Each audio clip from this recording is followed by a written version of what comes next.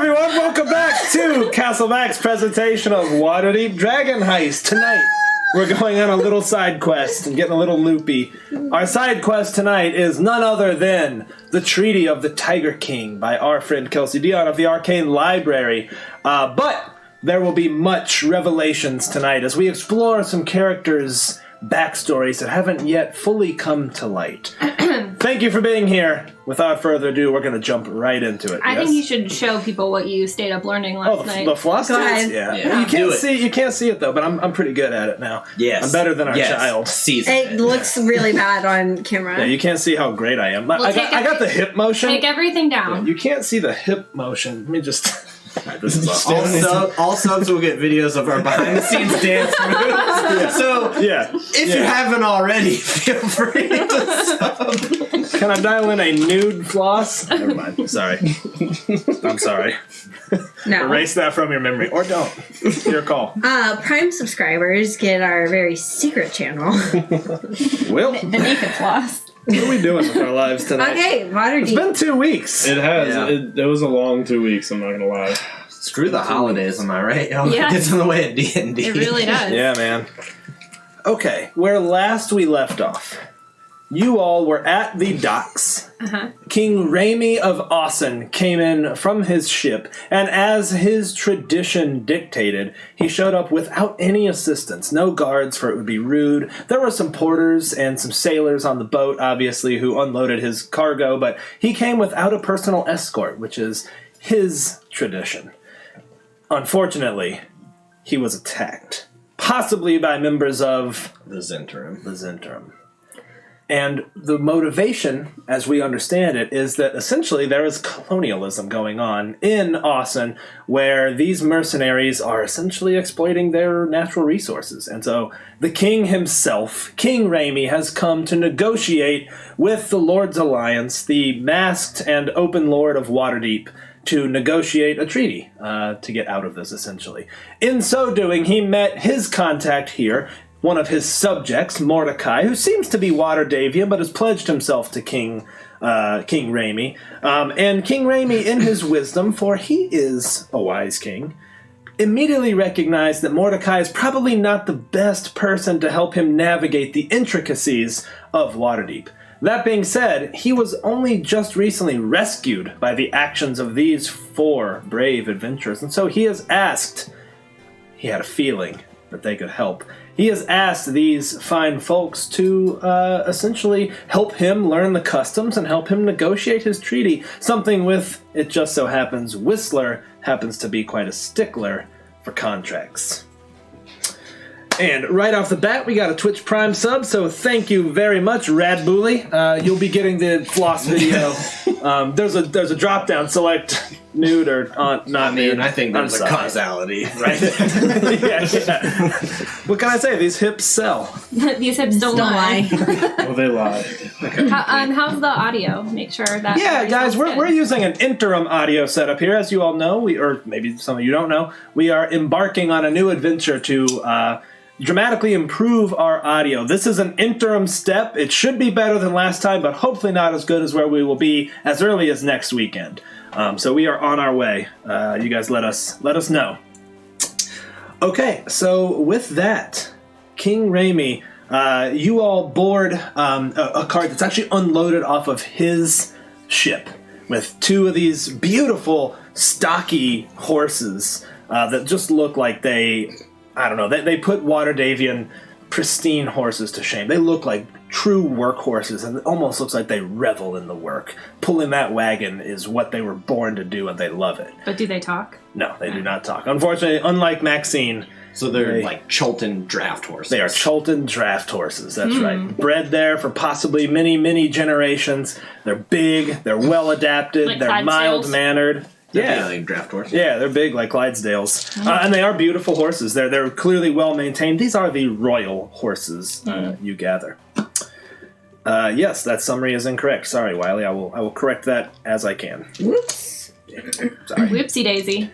Okay, so you all board his wagon alongside him. It's pretty nice. It's got the kind of canvas cover, and inside it's some nice wood paneling. It smells like it's been richly oiled. The wood has been well maintained, and there's a nice carpet that's been kind of laid down. It's a strange material. You're not even sure. It could be hide of some kind that's been stretched down. And then these plush leather seats that kind of stretch the length of it. It's 15 feet long, so it's a pretty big wagon. Wow. Which is why it's pulled by these massive 15 horses. feet long? Yeah. It's a big wagon. It's a lot of feet. Like a haunted hayride. Huh? It's like a haunted hayride, pretty much. You're in I thought the you Royal said a Haunted Tonka Hayride. hayride, and I was like, it's pretty specific. You're in the Royal Haunted Hayride. So somebody is driving the cart and we're sitting in the back with him in this kind of You're sitting in the back? Yeah, you're sitting in the back with him and Mordecai. Mordecai is like looking around nervously, kind of keeps opening the flap and looking behind him. King Raimi, who, if as a reminder, is wearing a tiger skin cloak over him and is dressed pretty nice. He's got like a high mandarin collar and like white starched linens, and he's kind of looking. He's taking you all in with a man who clearly is studying you and probably learning much about you just by reading you, by doing a cold reading, but also with kindness in his eyes. He's not regarding you coolly. He's regarding you like, cool, this is someone I can trust. You just kind of get that sense from him, whether that's practiced or genuine. Not scrutinizing. He's not scrutinizing. He'll never know what Ian's thinking. Yeah, Ian's like, friends, maybe? And he says to you as a reminder, we are on our way to the Golden Marmot Inn, in what you call the Castle Ward. I will be put there for 2 days. At the end of the second day, we will negotiate the treaty. They have not honored me with the presence of any of the lords, but some nobles will be negotiating on their behalf. I suppose I should expect as much from Waterdeep. Unfortunately so, though Waterdeep is far better than had you gone to or even Kalanpur, as I'm sure they're closer, but the city of Coin, no. I am familiar, but I have had no dealings. They have not showed up on our shores, as your Lord's Alliance has.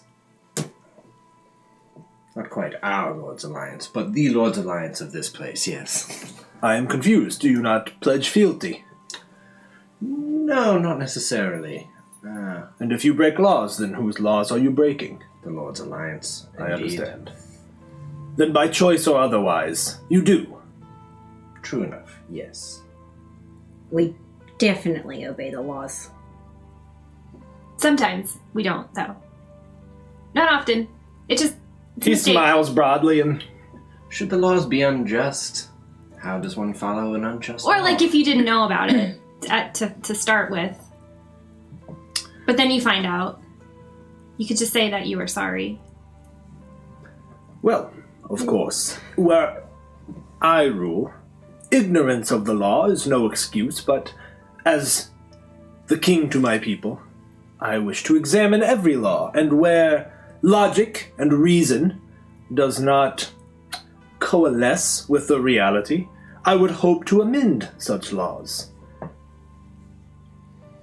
But surely you all agree that law is needed, keep society cohesive and safe. Sets the boundaries either way. A solid set of rules and boundaries and laws are needed in everything. Otherwise it'd be pure chaos. Might as well be in the abyss. Of course, I agree. You are not Waterdavian, are you? You're not from here. Not one of us. And Mordecai's kind of like, my liege, that is why perhaps it's best to leave the... And he's like, thank you, Mordecai. You have been extremely helpful. And of course, the legalese will all flow through your very capable understanding. But I believe these four bring experience to the table, wisdom perhaps even beyond your years. I look forward to hearing what you can teach me. Right now, I would like to go back to my inn. I would like to settle in, refresh momentarily, and then I would like to spend the evening with you. I would like you to teach me all the customs that you can. There are always intricacies everywhere, and I wish to know them so as not to be caught unawares. How do you shake hands? How do you address people? All of these things would be very important for me to know. And Mordecai's like, my lord, I sent you a packet. He says, yes, Mordecai, thank you. I reviewed it. But there is something about pressing flesh to flesh, wouldn't you say? Learning how to do the customs in person, not just reading. There is a value in flesh-to-flesh experience, no doubt. Have I made a funny? Your faces seem to indicate... I think you forgive. No, but you are right. I would have you know, Your Majesty, that I grew up a prince under a different king. And as such, I had to study customs from at least all over the Sword Coast. Sadly, those of Cholt did not quite reach us. But... Interesting. May I ask what you were doing at the docks? Why did you come to my aid? Sheer happenstance? Surely not. Not so. We wouldn't pretend to lie, would we, Hydarian? Do not think it is in anyone's best interest to hide from each other behind words at this point in time. We were told a bit of information that you might be in distress upon breaching the shores. Perhaps I was too trusting. I expected the Lord's Alliance to take more care. The Mercenaries Guild, this black network. Yes. It was them. It was. And no doubt they will be not satisfied with the result. No. We shall be on our guard, shan't we? It would be my pleasure. They're all always watching. There are guilds like this where I am from. I imagine they're everywhere. No. Oh, that's probably true. Not where you're from, is it, my dear? Where are you from? Oh, I'm from the Feywild. Oh, We don't have guilds. Lots of magic, though. interesting. Pure chaos, is it not? That's what I've always heard. I think that this is pure chaos. Maybe. Fair assessment. A fair assessment indeed. Well, once again I thank you all, and you shall be handsomely rewarded for your service. I not only appreciate it from the bottom of my heart, as you might say, but I will also appreciate it from the midway of my coffers. Well, I love both having a touched heart and full pockets, Your Majesty. Then it is settled. A win-win. That's what I'm always saying. It is true. one of Lester's favorite sayings, is a win-win. He is always looking out for the best of others, too. He is. He's my best friend. He's always looking out for me. Is that so? How long have you traveled together? Forever. No, not forever. Not even close to forever, in fact. It has been... About a week. It feels like forever. It does, though. We've gone through a lot in a very short amount of time. I understand. Sometimes trauma can bring people together. Like that time Hydarian died. Oh, He's quite dead. I've seen past the shroud. What did you find? Your ancestors? There was not much that I remember to bring back when I gained my gills again. It was very dark and very cold, and then I was awake. That was just the sewer.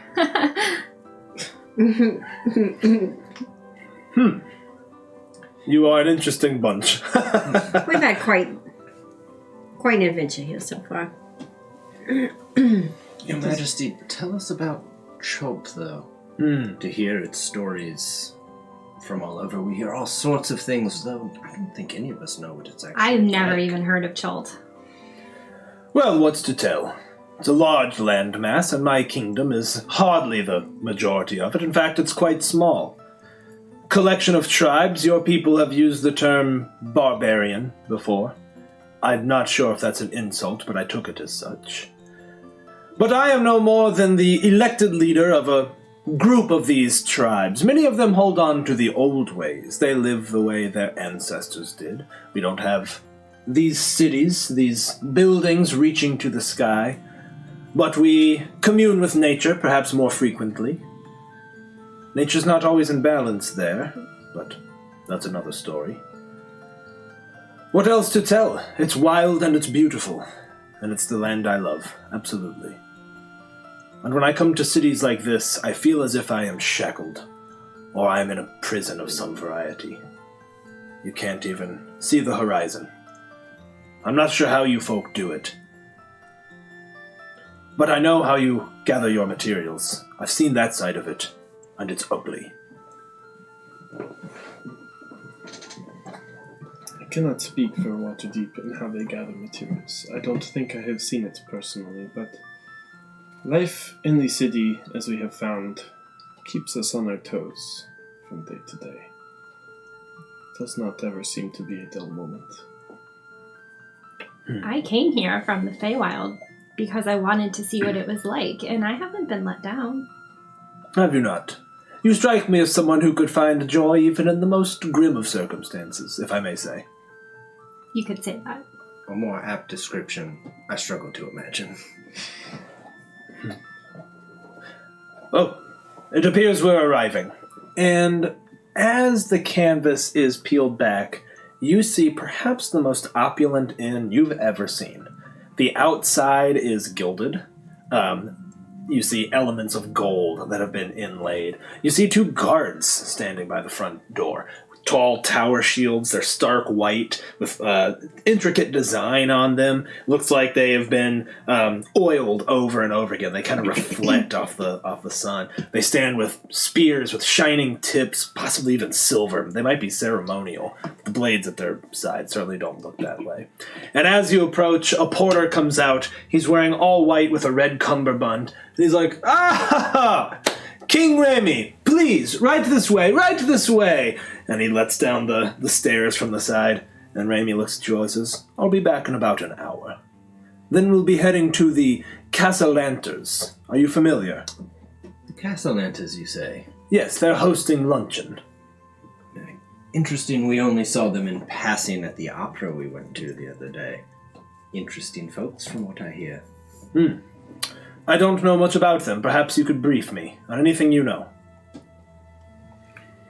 Would you want to do it now or in an hour? A moment to refresh. Collect my thoughts. I was nearly assassinated, you remember? I remember. Of course. Thank you all again. I'll see you momentarily. And as you all enter this inn, the door swings open. Conversation kind of quiets down. You look around, wood paneling everywhere. Torches are lit in braziers. There's mirrored pewter behind them, casting light everywhere. There's mirrors everywhere, so the place feels big and full. There are chandeliers hanging with hundreds of candles individually lit, maybe by magic, maybe not. The clientele here are clearly the wealthiest of the wealthy. You see all of the latest fashions of Waterdeep on display. People eating all kinds of delicacies. Conversation hushes for a moment as they all look at you, who are not in your fineries, I don't think. Except for Whistler. cloak. I think I'm still looking okay. But no, not my best. Fair enough. They all kind of look, turn to each other, maybe make a couple of snide remarks, and then get back to their conversation. The porter who was with you kind of looks at you all. He's like, well, you can call me Tilworth. Is there anything I can help you with? Food, all paid for, of course.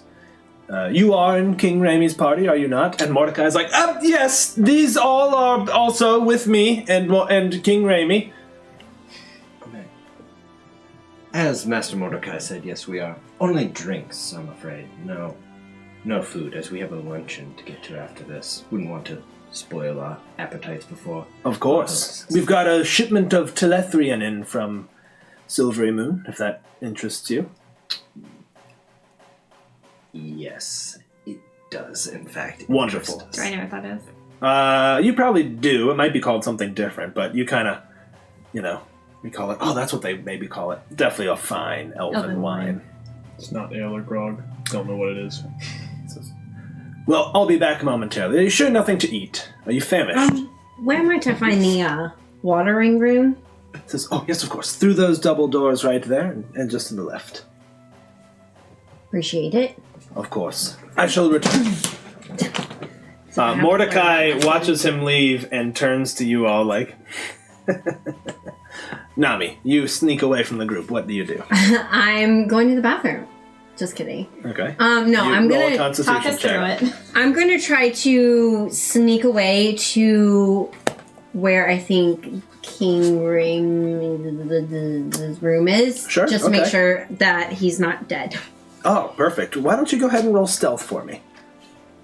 This will represent you kind of blending into the crowd. 15? Oh, yeah, okay. You kind of wait at the base of the stairs. You look around, wait till no one's looking, kind of just, walk with confidence so it looks like you know exactly where you're going. You go up 2 flights of stairs and you find these double gilded doors. And on the other side, you actually hear King Remy singing. You hear he's singing some song in a language you don't know. He's got a rich, deep baritone, and the doors are almost reverberating, and he sounds quite happy. I'll stay there for about 10 minutes. Okay. Yeah, you keep an eye out. You hear him singing. You hear him talk to himself a couple of times, like, well, maybe perhaps I should, as he's making decisions on what to wear or whatever. That's so cute. Is he a tall guy? Is he like big? Yeah, I think he pretty large. Looks regal. Yeah, looks regal. Does he look kind of like from Game of Thrones? From what is his name? Oberyn, yeah. Yeah, I think so, but maybe even more built. Less lithe, more built. Okay. Really kind eyes. Okay. Just Like the hound. Just kidding. yeah, just like the hound. Yeah.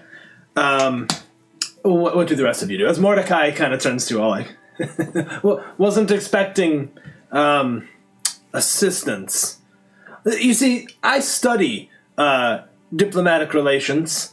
I was assigned this. I'm sorry, do any of you have any schooling behind you? I went to school. I studied at Candlekeep. What about, did you? I didn't go to school here. I have gone to school. Which institution? If I may ask. I'm not trying to be rude. Just...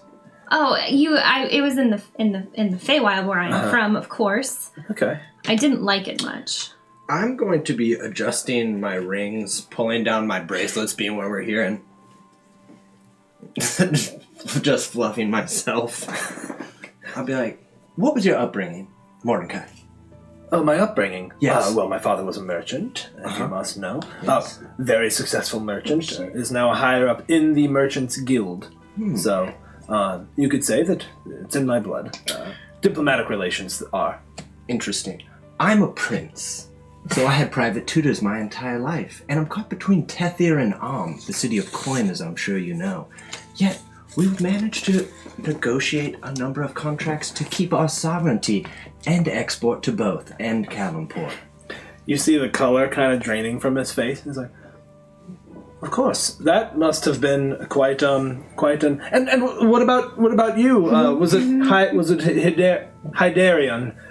He's clearly like fidgeting now. He's fidgeting with his collar. Looks I was nervous. trained by the Royal Triton Army to keep people alive. Something that you have not learned. He's like, oh, that's not really my purview. Yes. Obviously. Of course. Oh, here comes the wine now. Speaking of relations, and the man shows up and he's like, here you are, fresh bottle. This was a 1436, so quite young, I suppose, by elvish standards, but one of the better years. Heavy rainfall in the region, so it'll have a bit of a earthy aftertaste to it, but quite the floral nose that you would expect from an elven wine. So I've taken the liberty to pour one each for you, so it's had some time to breathe. The elves call that, they call it viewing into the ether. I don't know why, it seems strange to me. It's not that strange. Yes, well, enjoy your wine. Here's one for your other companion when she returns. Let me know if there's anything else I can do for you, and welcome to the Golden Marmot. We are second to none in the city of Waterdeep, and perhaps all of the Sword Coast, if not Toril. Customer service is sort of our, well, we're paramount. in the realm. So, if there's anything you need at all, please let me know. Don't hesitate. What was your name? Tilworth. Tilworth. Yes. Wonderful, Tilworth. I mean it. Wonderful to meet you. Let me know if there's anything. Draw a bath, perhaps. A bath? Right now? If you've time. No. I'm not privy to Raimi's schedule. They've kept it under wraps, understandably. We shouldn't be tarrying here too much longer for now, but maybe later. I would like to get a view of what I imagine are some of the best baths. Of course. With or without companionship at your leisure. We can take one together? I suppose you could, yes. Anyways, enjoy the wine, please. It's ripe for the drinking now. I'm going to pick mine up by the foot of the glass, just... Yeah, Hidarian drinks it like a beer. Not privy to actual wine. As you swirl it, where you would expect the tears on the side of the glass, they in fact drip upwards and seem to sparkle a little bit. And as they reach the rim, they almost explode in like a tiny little flash of light before then dripping back down. Just a faint magical quality to the drink. You miss all of that, but as you drink it, it's completely delicious. It's like nectar of the gods themselves. Perhaps the most delicious beverage you've ever had. And I need you to roll me a Constitution saving throw. I knew it. Do I need to do each of it? us? Well, he chugged it. Oh, yeah. So what are the rest of you doing? I haven't even had it. You come down after a time feeling pretty, I think you feel like he's as secure as can be. And you kind of gauge where the exit was. You're keeping your eye on the stairway. I'd make my way... I'd take my time getting back to the table, just taking a view of everyone in the room and seeing if anyone's looking suspect and staring at our group or the direction of his room. Gotcha. Why don't you make an insight check? 4. You certainly don't see anybody, but you hear this one particular loud voice, just above everyone else. And it's this woman who's leaning back, clutching her pearls, and she's like, well, anyways, it was the most vile thing I'd ever seen, and I've seen some things, as you all know. And everyone's laughing and, touching her arm, just this opulent display of, To Enid, as I do it, Enid, for everything... all of your material plane cousins' haughtiness, I can forgive them for some of this. And you take just a small sip. So you can roll Constitution with advantage. Enid, how about you? I think that I'm not super impressed by the magical quality of it. I just kind of shake it. I'm makes me think of home. Yeah. I came to not look at stuff like this. All right. I just got a straight up 10. Yep, same. I'm gonna drink it though. I mean, Go ahead. You can roll with advantage as well, because I assume you're not chugging it. Now, you get back to see Whistler leaning back, swirling it. Mordecai is inspecting it. He's like, oh, peculiar. It's clearly. We just watched an attempted assassination, and you're all gonna just drink that? I've had a sip. And Hydarian's got his empty glass in front of him Who brought this? The porter of the finest inn in all of Waterdeep. It's bad for business to poison your customers. Good for business to be in with a gang. This is where the Lord's Alliance puts up people. I take your point, though. I was careless. I'll dip my pinky in and... Smells positively delicious. Perfect aroma to mask a poison. Hydarian, as she's talking, you feel it. Warmth inside you. You almost get the sensation oh my god, are there flowers growing inside me? You just feel I feel like Enid. Beautiful, That's how I feel all the time. beautiful, warm, spring has sprung inside you. There's rabbits frolicking in the meadows inside your soul. And you start to get this faint twinge of nostalgia. And slowly invading your thoughts in a very sweet way are memories of you being a child. You can almost recall being a very small Triton and your mother placing you in an oyster shell. You're this little tiny thing, and the look on her face of just pure adoration. And you miss it. Whistler, you have something similar, except yours is different.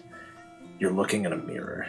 You're small, probably 3 years old, and you can see that you look so different than the rest of your family. So completely different. You don't really understand why, but you're starting to get there. You've heard whispers from people. You don't quite comprehend them yet, but there's that feeling that people think you're different. And just as you start to let that feeling consume you, you start to see tears well up. The door flings open. Your father, the sheer vision of warmth. Ah, Whistler! He runs over and scoops you up, picks you up. You start laughing. He makes a funny face at you that always gets you to laugh. And as you're debating the finer points of poisoned wine, you feel that same longing. I think he'll turn away where his hair comes here and he'll slowly wipe a single tear. Can I make a perception check to see if I notice that he's crying? Absolutely. Yeah. Oh, well, no, we're going to do what we always do with player versus player roles. I'm good with you just knowing. Okay. I'm totally good with you just knowing. I would walk around the table to them and be like, open up. Be like, I've done makeup on my face. You're going to ruin my fucking eyebrows. Where'd you get that from? I don't feel that, Captain. Enid, you do notice, and I think you even know what Tethrian does. Mm-hmm. It brings out that flaw in the elven... the flaw that makes Poison. Your ear fall off. Poison. And you can clearly see that they are longing. Oh my god, you're a disaster. You're a disaster. I got it. I'll get them. We've had an emotional side of this table. Yeah. Emotion. Well, thanks y'all. Sorry, man. Knowing that and like seeing him get a little emotional, I think that I'll just like hug him. Oh yeah, he'll take it. And like I would like rub his hair a little bit. Definitely not drinking any of that. I think he would kiss Enid's forehead in a very kind of fraternal, like... You feel a clawed little hand kind of pat you on the back as your imp sitting on your shoulders. Like, oh yeah, I'll reach up and scratch under his chin. It's like, you, all right? I'm fine, Trixie. All right. Anything else you all wish to do? No. How long does that last, that feeling? Just a couple minutes. I mean, every time you sip it, you have that sort of, it's just that feeling of nostalgia. He chugged his though, Yeah. so. You chugged yours, so you're feeling it pretty hard. You're kind of sitting and staring at everyone, Yeah, but I mean, you're just remembering, man, being home and safe, not knowing anything about the world or Triton military. You remember swimming circles around a beautiful blue octopus and kind of playing with it as it's very intelligent, and you know, you're kind of throwing things to it and it's catching them and figuring out these little puzzles, and your mom and dad are there laughing alongside you as you do it. It's like the Little Mermaid. He's like, I want it all. Yeah, I think Hydarian would kind of just like slump back into his chair, and he might almost drop the glass and just two tears. Enid can't handle that. I mean, you guys, Hydarian's eyes have welled up. He's got the single streaks as he's trying to keep it together. And he kind of like sets his jaw and tries to get that like military barracks around him, but I would do the thing where, like, you know, when your bestie's crying and you like rub their tears with your thumbs. Oh, poor Hydarian. He just kind of. Oh, Whistler will go like hang around the back of your neck. You know what I mean? Like, oh, he'll slide in, he'll lay his head against you. He just Cash is like. I think he just like put his head down for a couple of minutes and just be kind of like quiet for the. Mordecai is like, well, I don't think I'll be having any. Pushes his towards the center with Nami's. Mordecai, forgive my impertinence earlier. I felt as if you were, well, criticizing me. And I can't understand that you don't know us. So. Oh, no. It was mere academic and professional courtesy, curiosity. It's just, well, I didn't know there would be others, and this was sort of a... No, of course not. Forgive me. Mordecai. Have I offended? We are not the king's subjects. We're also outsiders. And we're quite good at what we do. But when all of this is over, if we all work together quite nicely, nobody will remember us. They will remember Mordecai. People always shit on us. But not really, though. No, really. Not literally. We swam through it. But Son of a bitch, we did. just look at us. Who's gonna write about us in books? Well, maybe I will have a little of that wine. Takes a sip and sets it down. He's like, oh my. Brings back some memories, doesn't it? Mm-hmm. And Mom says, oh, my king!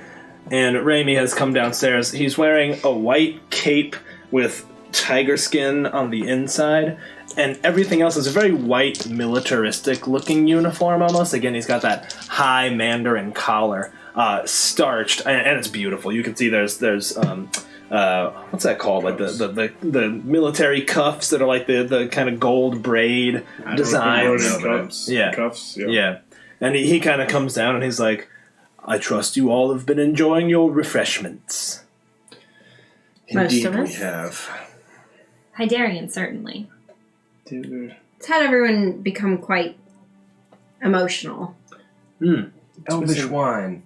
Yes, I have heard. I have never indulged. Perhaps it's best that I wait to do so. Agreed, Your Majesty. Well, I am prepared to head to luncheon if you all are. Of course. Aye, aye. And as you all start to walk outside to get in the wagon, what can you tell me of the Castellantas, if anything? Do you know them? Do you know their history? Know them not personally, and I'm afraid we're working purely on hearsay, though the source I have, I trust. Apparently they were born well-to-do, nobles of quite a lot of money. Apparently, they squandered it all. Left the city in a bit of disgrace, though in their exile, they somehow managed to amass an even larger fortune than they had previously. So they've made their valiant return. Are a bit strange. They're seen out, though nobody else knows much about them, apparently. Except for these rumors, of course. Interesting. A family fallen from grace and then returned. Is that normal for your people? It is not. Forgive me, I keep saying your people, but I know that you are not actually native Waterdavians. Is that normal for Waterdeep? Noble families, I imagine, are ingrained generation to generation, and once fallen, difficult to stand.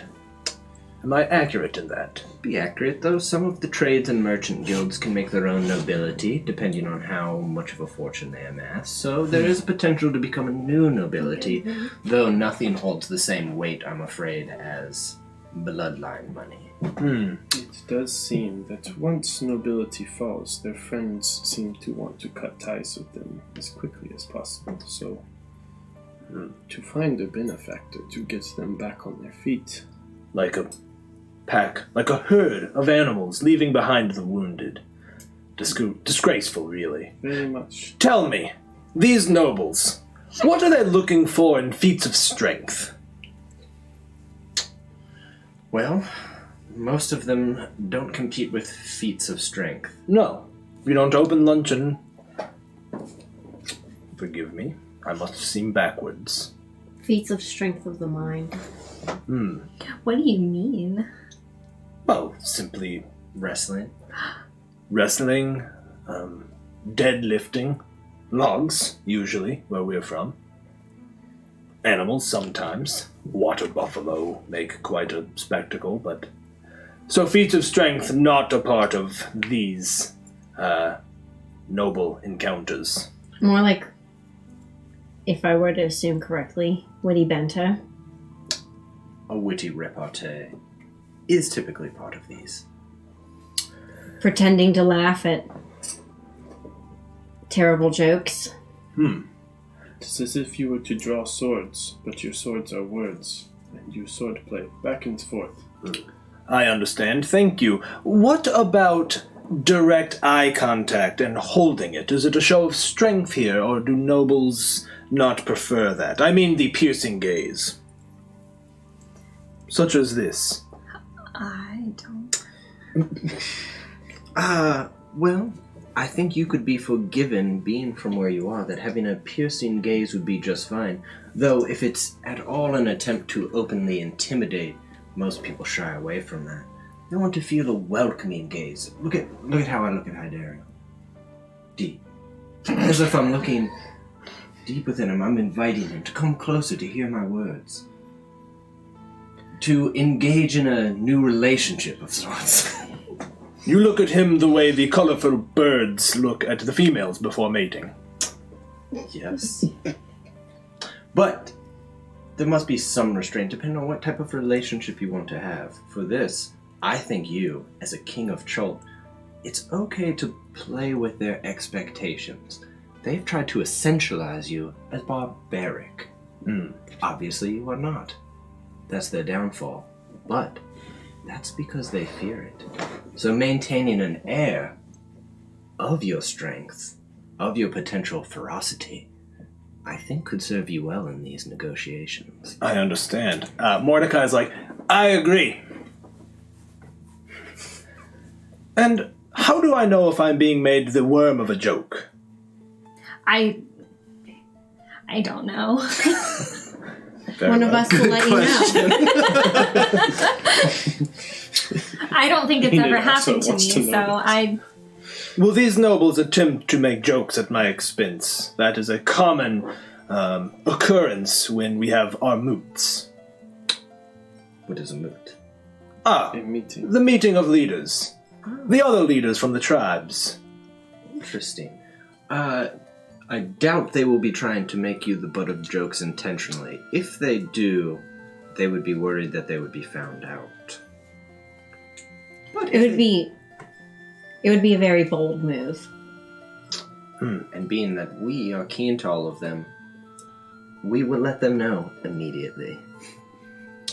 Thank you. I appreciate that.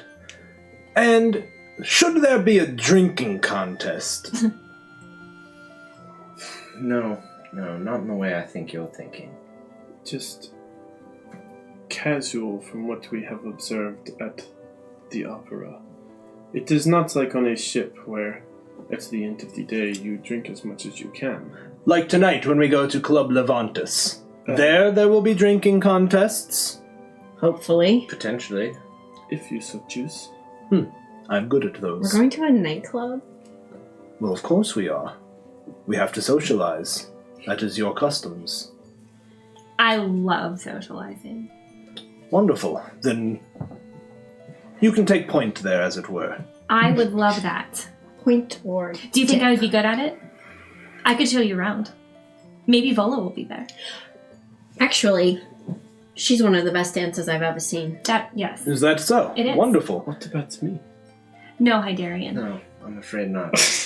They do not think you are a good dancer, my friend.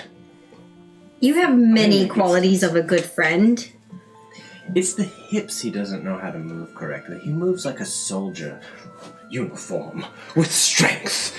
But it's not as fluid as it needs to be. Even though he was born in water, it's like he was meant to force his way through it, which, don't get me wrong, I love. He moves like the water buffalo and not the predator cat. I can move like both if I so choose. I would like to see this. And finally, your culinary implements. I have several in my collection. How do I use them? I don't want to be seen to be a fool. I am not the person for this one. It's the forks. So, what will be set up at a noble's? We should have a number of utensils. 1, your napkin will be on top of your plate. There'll be 2, maybe 3 plates depending. A luncheon, I'm not sure. We should take the napkin. We will place it in our laps. It's not good to drop things on your own clothing. There will be a soup spoon, a salad fork, an entree fork, a knife that once you finish, you are to set them down again. Not continue holding them in your hands. I will look to you all for my cues. Thank you. I don't think I have any more questions. What are those things that they serve in between meals that cleanse the palate? I've heard of it. Drinks? It's a food. Breads? I've heard of this. There's something that they serve in between meals, and it cleanses the palate. An aperitif? Yes. Well, I need to know this word. No. However, you just want to make sure that not all of them are meant to be consumed entirely. Understand. They have a very sharp flavor. Thank you. I understand. I think I am prepared. I much look forward to this. Your Majesty, do you have a preferred title beyond just King Remy? Do you want Your Majesty? Do you want Your Highness? What would be more appropriate in this land? Your Majesty, you are a king. Then that will suit me well. Thank you. You can just call me Enid. I will, thank you. Whistler wanted me to change it, but he doesn't anymore. For anonymity, I presume. Let's see. My king, you are wonderful. Being that we live an adventurous life, a life of danger at every turn, I thought I've learned in my life not to necessarily use your given name. Names have power. This is wise. Does anyone else have anything else to add to King Remy? I think the conversation continues pretty much the same. Table manners really aren't Hydarian's thing. You're like, yeah, I don't know, I'm man. trying. I'm like, the forks. These small tridents. I've heard these smaller stories. tridents. They look like tridents, but don't. I was Have the like, same. Princess Diaries. Yes. All right, not long after, you all arrive at an immaculate, large, walled-in Immaculate? villa. The grounds are gorgeous. Well-manicured trees, a butterfly garden, a guest house, a carriage house, and of course the main manor itself. And as you all approach, you are greeted by a tiefling butler, dressed quite nicely, doesn't pay you any additional mind whatsoever, Whistler. He is kind of greenish, but in the light sort of has almost a yellowish quality to him, almost a little bit shimmery. And he greets you all and says, "Welcome to the Castellanter estate. King Remy, I presume." And he kind of bows and says, "Indeed." And the butler, "The lord and lady will be waiting for you. Welcome, welcome." And he opens the door, and you see Lord and Lady Castellanter standing, some of their finery, high, these Shakespearean-looking collars. She's in a flowing golden dress. He in a sharp suit that has like these, just a strange cut, kind of long tails and a cut. He's got this gold cummerbund and a white pressed shirt. His arms are crossed. And you see the waitstaff are all lined up as well, and every single one of them is a tiefling. There are 4 additional tieflings, all standing there in their whites with aprons on, and also fairly immaculately dressed. Whistler, you look past them as you come in, and King Remy comes in and bows, and she curtsies and he bows, and behind them you see Trust leaning in a door jamb, and she kind of winks at you. Is she on the waitstaff?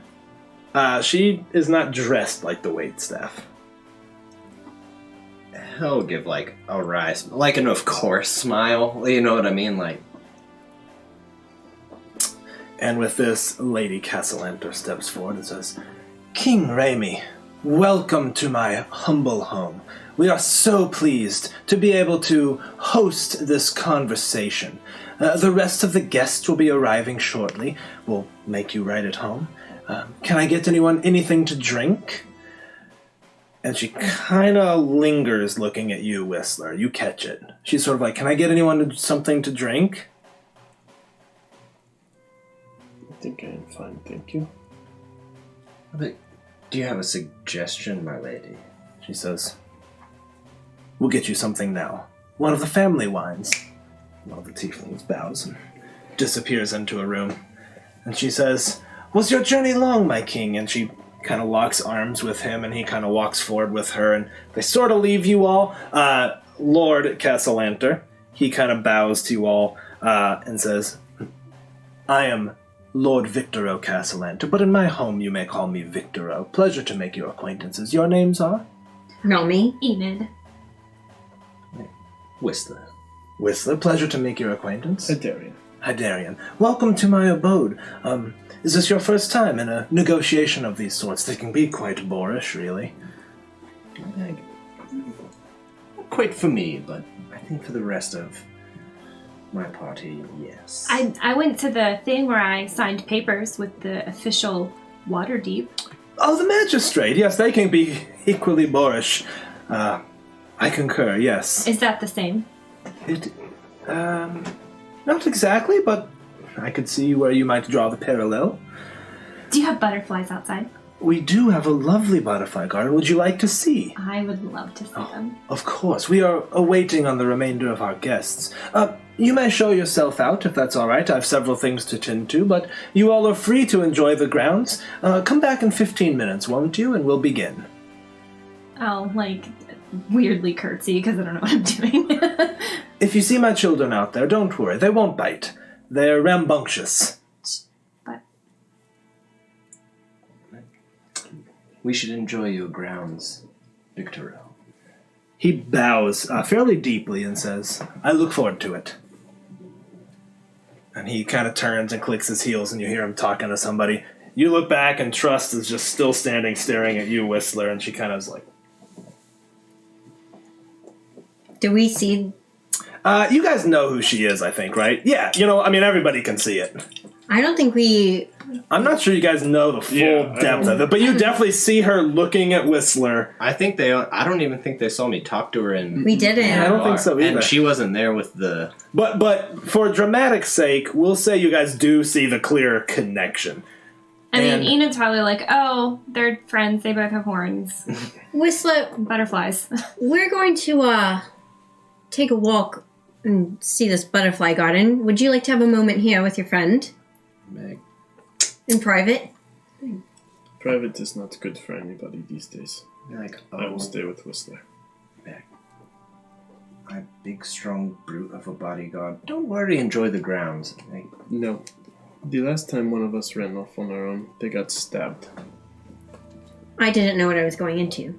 But This seems to be someone Whistler knows. there's multiple children out there. Who knows what help they could need. Actually, that bite comment, we might need you. When he said children, did he mean human children? He said the children. Last time we heard that, it was some undead spawn, so... It's D&D, I never know. All right. You three go outside into the butterfly garden, and you go walk up to Trust. Mm-hmm. All right, we'll start with that. She kind of straightens Stab. herself up and brushes herself off. She's like, "Meeting with lords, congratulations." Like, it was impromptu. Interesting. What brought you here exactly? Meg, we've joined the party of King Raimi to help as his viziers in the negotiations with the Lord's Alliance. On a tip? I'm sorry? On a tip, you joined him. You were there at right place, right time. That's right. What a coincidence. The Lord and Lady have taken a notice. To you in particular. I have, and if you don't mind me saying so, Trust, it seems much of our kin, our deep cousins, are in service here. They treat them well. I think they feel a kinship. I'm not sure exactly how. I see. Is my grandfather around here somewhere? She stares at you and narrows her eyes a little bit and grins. I couldn't say. Do you just skulk around this lovely house? Do you have a wing here dedicated to yourself? Sadly, no, but the pay is quite delightful. No, I stay at the inn. The children can be a little bit rambunctious in the evenings. I like time to think and decompress. I'm sure you can relate. Of course. No, I am more in their clandestine business endeavors. All strictly above board, of course. No clandestine endeavors are above board, my dear. Oh, clearly you don't know the upper echelons of society in Waterdeep. It's all cloak and dagger, darling. You know, I think you're right. I spoke without my turn. These masked lords and open lords, I find it a bit strange. How the people of Waterdeep would be willing to go along with such an archaic practice. People just need a little bit of direction, a little bit of guidance, and a little bit of structure, and people fall right in. You should know all about that, right? That I do. Then you do understand, don't you? I do. Is there anything I can show you? Any questions you'd like to ask? There are certain subjects, of course, I'm prohibited. Part of the job. These are not the official negotiations today. This is just a luncheon. Yes, this is a bit of a get to know you. The Castellanters lobbied hard to host this lunch, as I understand it. I suppose they just see the plight of other nations around Toril, and their hearts truly go out to them.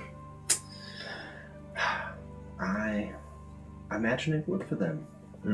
They've been down on their luck before, so they have a certain kinship. Yes, and hopefully this won't come off as rude. All I've had to go on of the Castellanters is hearsay and rumor, I'm afraid, so not all of it good. I heard they fell on hard times and then left to amass an even greater fortune.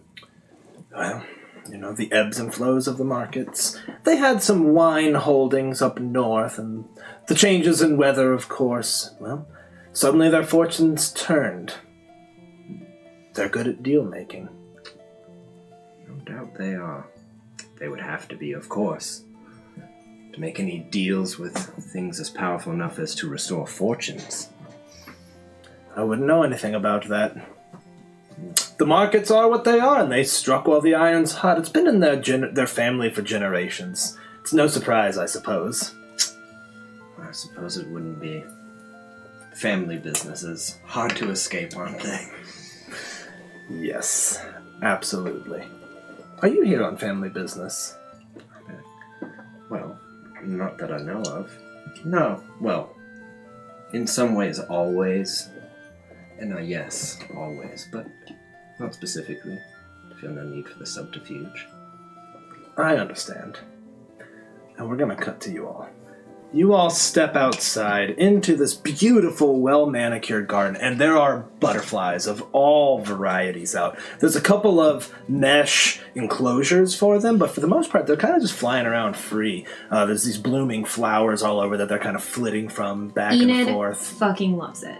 She's... You're just like, ah! And in fact, you all see Enid, and I mean, they flock to her. They start landing on her hands. They start landing in her hair. And I think, Enid, what do you think? You think you start laughing? Like I'm a spring Eladrin covered in butterflies right now. Like, I'm stoked. I'm so happy. Are there kids around? We'll get to that. So you're standing there. You all see her, and I mean, she's the queen of butterflies for a second. She's laughing. Her skin is positively radiant as these butterflies' wings are opening and closing slowly on her, and you hear a giggle from behind one of the shrubs. They really seem to like you. And these two twins holding hands, one a boy, one a girl, wearing all white, puffy clothes. She's wearing a skirt. He's wearing these puffy pantaloons. And they're holding hands, and they kind of come bounding out. They have golden blonde hair. And they look up at you, and they're like, the butterflies really seem to like you. Don't they? Say, are you here to speak with Mom and Dad? I guess so. Are you an elf? Uh-huh. Are you? Mm-mm. No. What about you? Is your hair made of water? Would you like to touch it? Oh, please, may I? They both kind of reach out, like, and their hands they kind of cup some water in their hands, and they look at each other bright-eyed. Just, are you a fish man? What if these kids turn out to be normal, okay? Do not believe I am a fish man. I am a triton. He lives in the water. He's a fishman. He's a fishman. Mom and Dad have so many interesting people who visit all the time. This is wonderful. Are you here to see the butterflies? Would you like to play with us? Yes. Who else visits Mom and Dad all the time? Oh, all kinds of people. Most of them are boring and they don't want to play with kids. Do you guys want to play? We Yes. don't mind playing. Yes. Incredible. What do you want to play? How about tag? Okay, you're it. They scatter. And they're holding hands like, no, and then they let go of each other and kind of scatter. And you see the boy runs and then he stops and runs in the direction of his sister to stay close to her. I would make whoever is it, I'd do light on them. All right. And do you all just watch as Enid begins frolicking around this butterfly garden playing tag? Yes. And you all playing? I'm gonna watch and suggest Whistler play or Hydarian plays. All right, so the two of you are standing together as you're just like, and I think you're getting into it, right? Yeah. I mean, you're like, I think Enid loves Finally, somebody Yeah. who's willing to play. I'll slip. I'll find the best spot to hide in, all right. but where I can still keep an eye on everyone. Okay. If that's even possible. Yeah, no, it is. There's shrubs all over the place, and it's kind of shrouded in darkness in some cases from the shadows of the large villa. I think Hydarian would kind of like stand off, unsure of quite how the game worked at first, and then after kind of picking up on it, kind of like get into it. be like the With military precision, Yeah. like, I'm gonna get you! Knocks one of the kids on his ass. Got you! I've analyzed his strategy. He'd be pretty gentle with it, but he definitely like goes full athletic into it, like Yeah. sprinting after these kids. And they love it. They're like, ah! Just running, and butterflies go scattering as you chase after them. Nami, you watch, and you do see these other nobles arriving. You see a couple of folks arriving. You don't recognize any of the people who are arriving. You see this like old dowager countess looking woman. She's got like a huge blue brooch, hands like this. She's walking, and there's two ladies in waiting behind her carrying her dress train. You see another. She looks almost like a Contessa, perhaps. Is she barefoot? No, she is not. But she is laughing and living and loving. And she's also got like this high collar and kind of a very dour face. Her hair is very short cropped, and she wears a hat that's kind of cat-a-corner on the side. You see someone else who looks very academic. He's got like a big bushy mustache, and his coat doesn't look nearly as fine as the other ones, and he walks with a staff. You see some other people kind of arriving alongside of all of them. As you all are playing tag, the kids get breathless, and I was like, you guys are good at tag. I can't wait till I'm a grown-up. My legs may be so long, I'll be able to run so fast. Our brother Osvaldo was really good at tag, too. Where's he? Mom and Dad said he's away at school somewhere. Oh. How much older is he than you? Oh, about 10 years. Yeah. And the sister kind of like looking down at the ground.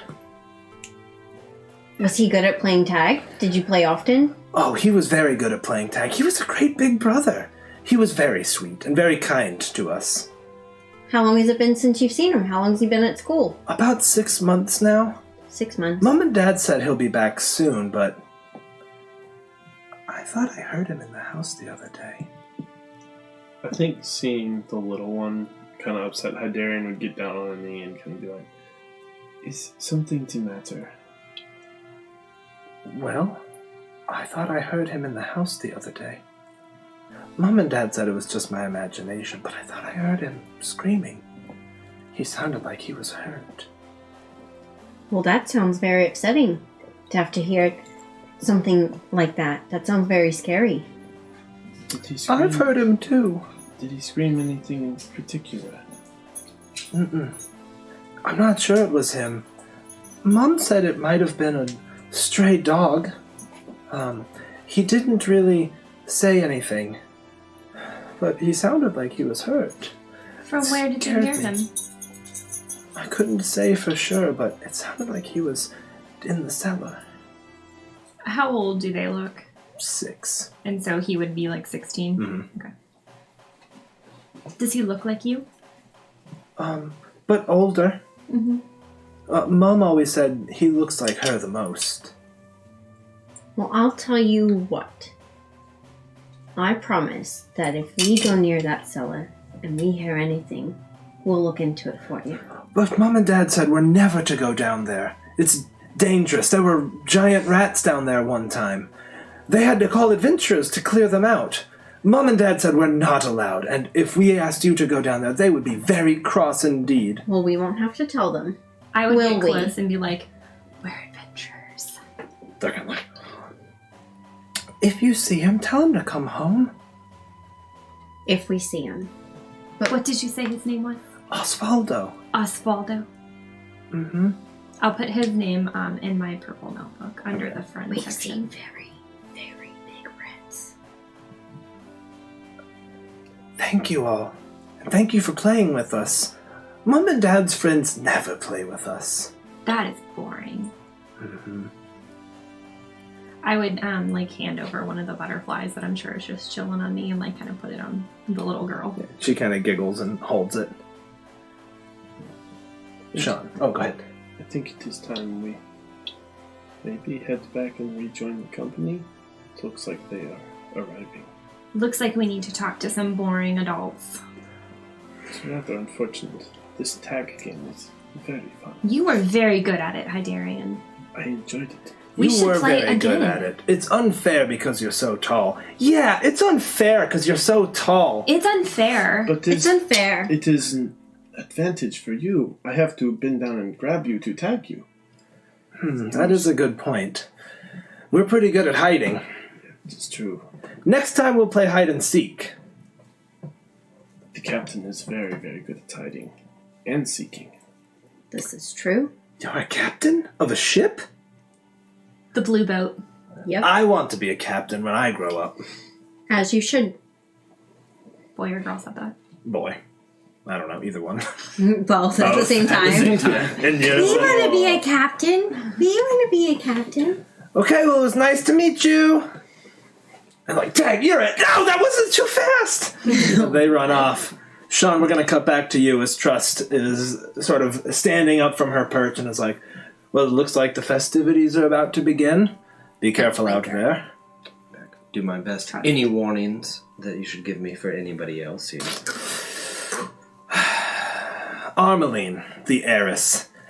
She is difficult to please, but she's into extremely strong men. I see. That's a freebie. The rest would cost you. It's my business. Secrets. Of course. Well, trust. It is always something close to a pleasure. I understand. I'm sure we'll be talking more soon. And as you say that, you see now these people arriving. And we are going to head to break before we head to luncheon. Hope you guys are digging it so far, getting into what's happening at the Castle Enter house. So we'll be back in just a few minutes, everybody. Hope you stick with us. Hey everyone, Steven from Castle Mac here. Wanted to take a moment to play this video over the break so that we wouldn't eat up time when we come back, so that we can get right back into the role-playing that we think you're here for. Wanted to sincerely thank you for being here. It truly means the world for us, really, you guys. We're overwhelmed by the support that we receive from you all, so truly thank you.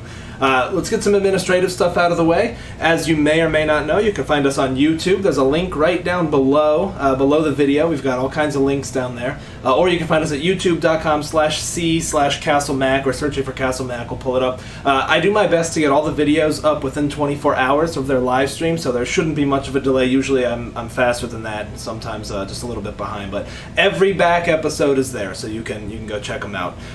Finally, you can find us all on Twitter. That's pretty much where we mostly hang out in the social media world. All of our Twitter handles are visible within the player tags, although we're pretty easy to find. Just do the @CastleMac and it'll fill out with the 6 of us. So give everybody a follow and let's talk D&D. It's pretty much all we want to do all the time. Another link down below you'll see is our Bandcamp. All of our music is completely original. This is done by Castle Mac Andrew, and he's done just a phenomenal job. You can go listen to those tracks individually at our Bandcamp link. You can also purchase the album if you'd like to show him some support. He's got more stuff in the pipe, and it's going to be just fantastic. Finally, we do have a podcast. Speaking of audio, you can find us on iTunes under Castle Mac and other places that good podcasts are found. We're a little bit behind right now, but we're going to be caught up and have all the episodes for your audio pleasure. Finally, our Discord. The link is down below again. This has probably been the biggest hit with us. We love it so much. Lots of people come and hang out. We've made tons of good friends, lots of new friendships forged there. It's just fantastic. It's a really good community. So we invite all of you to come join us and have a good time.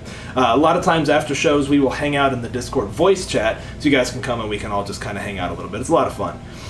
Finally, let's talk about Divine Inspiration. As you've probably seen by now, every 500 bits or subscription equivalent earns our players a Divine reroll. We think this is a really fun way of letting the viewers sort of act like they're the gods of the realm. They can subtly guide the actions of the players, whether it's, guiding an arrow or moving a shield over just a hair. So we really appreciate that. That is the immediate tangible benefit, but do want to talk about, what we do with those bits. We reinvest absolutely every dime we make into the stream, and you can look back at some of our older YouTube videos and see in a very short time we've come a long way. We really use that to pay for art. We've done tons of artist commissions, from overlays to character artwork, and we will continue to do so. We think artists make this community incredibly vibrant and bring visuals to life. I don't think any of this works without some of the wonderful art that people have done, and also equipment. As you probably know by now, if you spend any time with us, we have been making huge improvements to our audio, and that is really our number one focus right now. So we are saving up for a comprehensive audio equipment overhaul. Both Andrew and I have some background in recording, and we are really hoping to make that leaps and bounds better than what it is right now. We're really making do. It's challenging to mic a room full of people with broad dynamics, from whispers to shouts when people roll 20s. So we are being very thoughtful, and we're really focused on making that as absolutely amazing as we possibly can. And so you all are helping us with that. Every time you donate even a single bit, we really truly appreciate it. Okay, let's get back to the break. We'll see you guys in just a few minutes. Thank you again for being here. It honestly means the world to us. So we'll see you soon.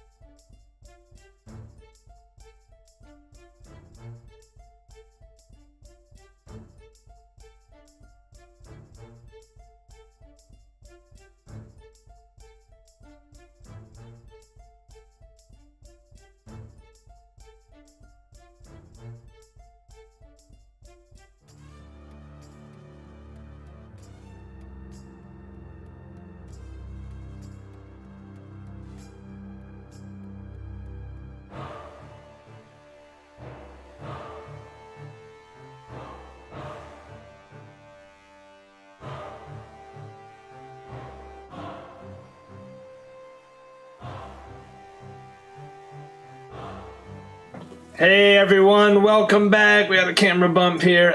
Fixed it. Yes. Yeah, okay, right. It's all good. Thank you guys for hanging out through the break. We very much appreciate it. Again, this adventure is by the wonderful Kelsey Dion of the Arcane Library. You can buy it right now. It's part of the adventure mixtape, which has 3 other adventures that are all super cool. So go check that out. It's really awesome. It also comes with music. There's a song for each adventure. Really cool idea. All of it's really solid. So make sure to check that out. Need a burrito. All right. Okay. With that, you all, we jump ahead just a little bit to you all being seated at this large oak polished table. Before you is the finery, just as you would expect it. Given an honorary position at the head of the table, King Raimi, chair pulled for him. He sat down. His wine is poured first. You are introduced to 3 other guests. Heiress Armeline. She looks like a dowager countess. She is a human, probably in her early 100s, possibly magically longevitized. Yeah. I'm going with it. It's D&D. I can make up words. And also there is Contessa Laurel. Sorry, I was trying to take it. Fucking rude. That was Laurel. Yes, Laurel. She is elvish. She's got short cropped hair and takes off this dainty little hat. And she sets it aside. And then finally there is Professor Corsair, who has a big bushy mustache, introduces himself. And as you're hearing the introductions prior to sitting down, you get that he is a scholar of Chult. And so is very familiar with the Austin region, kind of the rest of the lands as well. In addition to them is, of course, the Lord and Lady Castellanter, and additional places have been added for the 5 of you, including Mordecai. The table is more than sufficient to accommodate everyone, and again, an all-tiefling waitstaff delivers your first appetizers, which are oysters on the half shell, and they're quite delicious. I have no idea what those are or how to eat them. Yeah. Raimi seems to know exactly what they are, and he kicks things off. He kind of stands up and raises his glass, and he says, "A toast to my gracious hosts, to my new friends, and to paving new paths forward for our peoples to cooperate and view each other as friends, and to put the current paradigm behind us." Hear, hear, your majesty. A couple other people are, "Hear, hear, hear, hear." Whistler. They all take their drinks, and the heiress Armeline kicks things off, and she says, "Was your journey tiring, your highness?" He says, "It was actually quite pleasant. My ship made good speed, and we had good weather." And she's like, "Wonderful to hear. Wonderful. This is simply marvelous, by the way." She daintily slurps one of her oysters down. There's one slurp for the day. Take your slurp. Take a drink. Begging your heiress's pardon. Now, I may have instructed King Raimi that feats of strength are not typically given in Waterdeep, but after giving it some thought, I think we should meet in the middle with customs, as is typical. So, Hydarion, given I wouldn't want to wreck the beautiful things here with a wrestling match, Your Majesty, would you submit to an arm wrestling contest with our own Hydarion? No doubt none of the rest of us should be able to. He's sort of like, "Oh, well," and the Countess pulls out a fan. She's like, Oh my god! she's like, "Quite unorthodox, but I'd like to see it." I'm like, now, no doubt this table should know that King Raimi is a elected leader, which would mean strength. And for those of you unaware, Hydarion was trained in the royal guard of the Tritons. And I mean, look at the sinews of muscles rippling through those arms. The heiress is like, "Quite." And I'll leave it there for She that. fans and takes a big sip of her wine. How's her magical longevity doing? And it melts away. Raiders of the Lost Ark sounds. You've done it! King Raimi kind of looks at the Castellanters, and you can see that Victoro is smiling. He's like, of course, this would be wonderful, but absolutely delightful. You won't go easy on him, right, Tidarion? To lose would be a shame. Give it to my all. Wonderful. And you can tell his wife is kind of like, okay, interesting. Kind of takes her position, but the Countess is just, or the heiress is just, begin. He rolls his sleeve back. Your mitts meet like a tiger's paw grabbing yours. Why don't we roll opposed athletics if you're actually trying? Although you can impose disadvantage on yourself if you want, but you would potentially be seen as throwing the match. No, I think he'd go all in. I think that would be too big of a shame for him.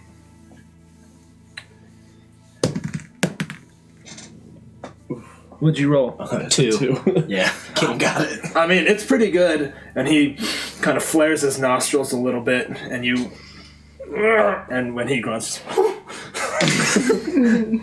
And finally he does push your hand to the table hard. And because you were really trying, it clearly looks very legit. And she folds it up like... I, for one, am impressed. And he is sort of like... But a wise king would know he doesn't have to be the strongest. He would instead surround himself with the strongest and make the most use of their skills. Nevertheless, thank you for the good match, Hydarion, my new friend. And everyone's kind of like... I think Hydarion would revert straight back to the military, just very rigid bow, and take his seat again. He kind of smiles and looks loosened up a little bit. Like, that looked like, all right, that's in my wheelhouse. And he kind of sits down, clearly kind of... and Laurel, the elf, is sort of like, well, if you know to surround yourself with those who possess might, what about wit? Do any of your companions know any poetry? She takes a long sip of her wine, and he says, I must admit, poetry is not one of my strong suits. But I do have a way with words, with my people, or so I'm told, as any good leader should. But I would open it to any of my companions. Do any of you know a limerick, or otherwise? Not really. A limerick, no. But poetry written, I certainly do. I should tell all of you, I am an artist. Not so much with words, mostly with music, but I do know a few rhymes, if you will. Bit more freestyle. She says, oh, please, do entertain. And as she says this, the soup is now being delivered. It's a nice lobster bisque. Pretty good. Not quite as good as you were hoping. A little too salty. Just a hair on the salty side. You're like, I mean, it's passable, but it's nothing to write home about. She takes another sip of her wine and leans back in her chair, and everyone looks at you expectantly, Whistler. Okay. Give me 1 second here. Take your time. What's anyone else doing here at the table? Trying to go with the flow? Enid, what about you? It's a little strange for you. It is. I don't know any, poetry that would come in use right now. I was trying to see what languages I spoke to see if I could, fudge something. Nice. But no. How about Nami? A little out of her element, right? Surrounded by all these nobles. Been on high alert and suspect since Yeah, you're just like... the attack. Yeah, I'm just literally trying to, look for anything out of the ordinary at all. I feel, super out of place because, I want these people to like me. I have no idea what I'm doing. Yeah. I'm trying not to mess it up. Also, I think that I don't, know all the, normal sayings. From the bottom of my heart, I'm probably Yeah. What does that mean? Okay. From the bottom of my heart. So everything we've eaten now is seafood. It's been fish or mussel. So I think Yep. Hydarian is eating it, very familiar with the food, and almost talking at Enid about how it can be better done because he's had it differently. You're talking how the food could be made better. Yeah, at Enid in particular, because he's just kind of like, these are my people right here. All right. Out loud? Like kind of amongst from one to another. I don't think he's seated very far from her, so he's just kind of like, back Just to clarify, you were like, this is pretty good, but you know what? You could do better. No, like more like back in the home worlds of us, we used to take this same fish and we would instead take it this way. I've never had it this way before. It is so kind of compare and Gotcha, contrast. all right. It's not like this is shit. Okay, all right. I was like, I'm sure you're going to offend somebody. Yeah. I've also had it sautéed. I've had it broiled. I've had it. Bubblegum style. No. Well, I imagine under the sea, you just take it to one of the like heat vents. Slurp it down. Just slurp it off the Second bone. slurp of the It's a night. slurp. Second slurp. Slurp it down. Okay, yeah, you're talking about that. Whistler? You I'm got going something? to give 3 poems. Oh, boy. Do entertain us. I'll be like, one for the Contessa, Laurel. I shall do in Elvish. Forgive me if my inflection isn't what it should be, even though I think it's impeccable. She leans forward a little bit. Looks expectantly. Her face is very terse. It will be the Ballad of Danton. And in Elvish, though you used to run the woods after those wild packs, singing to the wind under the canopy of trees, no more shall the wind speak your name, no more shall the rain fall upon you except in tears. And I shall miss you. Go ahead and roll persuasion. I'm going to give you a performance. Definitely take advantage on that. Okay.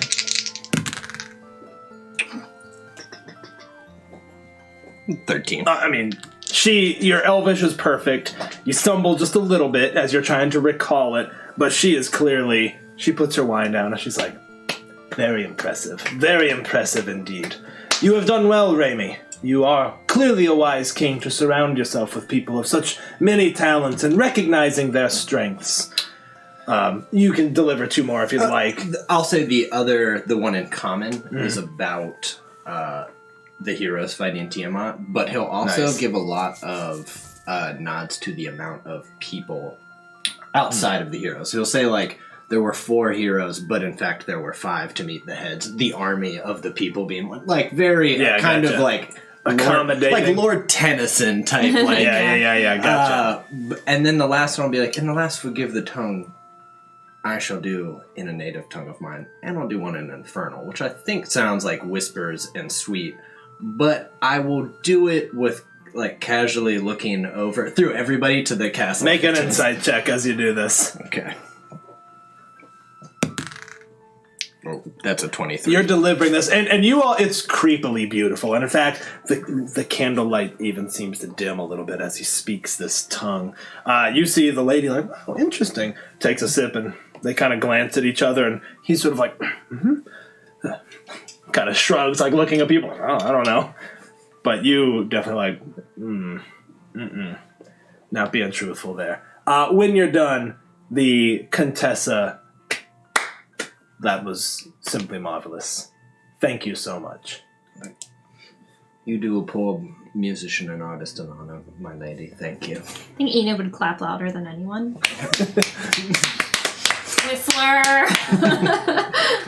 And Raimi is beaming. I mean, he's looking like he's feeling like he made the right call, right? He followed his gut. Gidwish, thank you, my dude. RVA, represent. Here is a second one for you all. Thanks. And finally, the professor, who is sitting next to you, Nami, through his bushy mustache, which has a thin line of lobster bisque on the bottom, as he's like, forgive me, they said you were a former captain. Is that correct? Somewhat. He says, I've always been fascinated with stories of the sea. Ships heading to and from Chult, always particular items of interest for me. Do you have any stories from your days out at sea? I so relish seafaring stories. Well, depends on the type of story you're looking for. Given this audience, the more tawdry, the better, I should think. But bearing your... And the lady's like, "Ooh, we're all friends here." He's like, if you could. If you need a second, we can go back around the table while you think. Give me a second. Okay. And Lady Castellanter, so, Enid, you're from the Feywild. That is incredibly interesting. What's it like there? It's like this, but very beautiful. Not like this at all. There is beauty to be had here, but a different beauty, I suppose. Your butterflies. Oh, thank you. We're very proud of our collection. We met your children outside. Ah, yes. They're very cute. Oh, why thank you. They're good kids. We played tag. They're good at tag. They're good at hiding. Hydarian's good at tag. Is that so? It is much like a game of seeking the prey. You have to find them. That is generally one of the major tenets of tag, finding your quarry.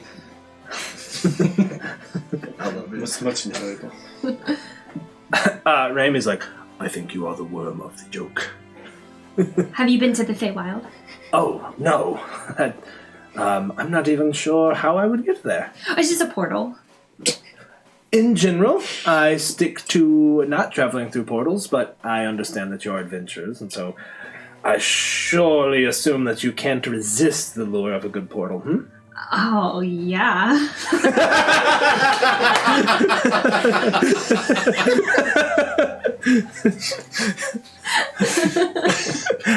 She laughs at that, like, oh, I enjoy your company, Enid. So, have you been to the Yawning Portal here in town? Of course. Have you been down into the dungeons? Not yet.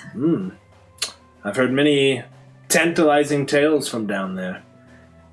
You know, the Feywild and this plane, they line up every so often. Is And you that can so? See right into the other. That is how I got here. Oh, that's interesting indeed. Mhm. I remember something about when Tiamat came, the time of dragons. The membranes between the planes were getting thin. I'm not much of a scholar of the planes myself, although Victor has dabbled some. And I've seen the books in your library, honey. And he's like, oh, merely dabbled. And the professor's like, oh, I've certainly studied the planes some. Quite interesting, really, you know. There's the prime material plane, there's the planes of elemental, and he kind of starts going into it. Ina doesn't know any of that. She only knows that there's, like, from how to get from the Feywild to, like, this plane. Yeah. You ready? Mm-hmm. Okay. Oh my god, this follies You got on this. me. You got this. Do it. Well, I don't know if you're prepared for this one. He's like, oh, and he pushes his soup forward and then thinks better of it. Okay, one last slurp and then he... Forgive me, leans in. Hydarian. This was before you came on the ship. Sure you wouldn't be friends with me if you'd known about this one. Well, one time on my first ship, we got lost. Very lost. We hadn't seen land in a very long time. Never a good spot to be in on a ship, I understand. Not at all, especially considering where we were at. We ran out of supplies. Food. First. And then, after so many days with no food, ran out of wine, ale. Oh, that's the true travesty, am I right? Yeah. Well, let's just say, after a couple of weeks, we started to go a bit crazy. Ocean madness. We didn't feel like ourselves. Whistler's like, And, King Ramey's leaning in, everyone's leaning in to hear the next step. well, with all that crazy, we started to distrust each other, and then soon, Long-Faced Landon went missing. And that night, about 2 days after he went missing, at dinner, the chef prepared a very, very scrumptious meal. One of the ladies like, It was the best, most moist, most tender meat we'd ever had. everyone's like, We eh. didn't- Go ahead. But it was so strange because we'd run out of food. about a week before. We were just eating hardtack. We don't know how that meat came upon us. And it was so good, and even though we all looked at each other and we thought we knew what it was, we still couldn't stop eating it. But what do you know? Long-Faced Landon showed up for dinner. We still don't know where the meat came from.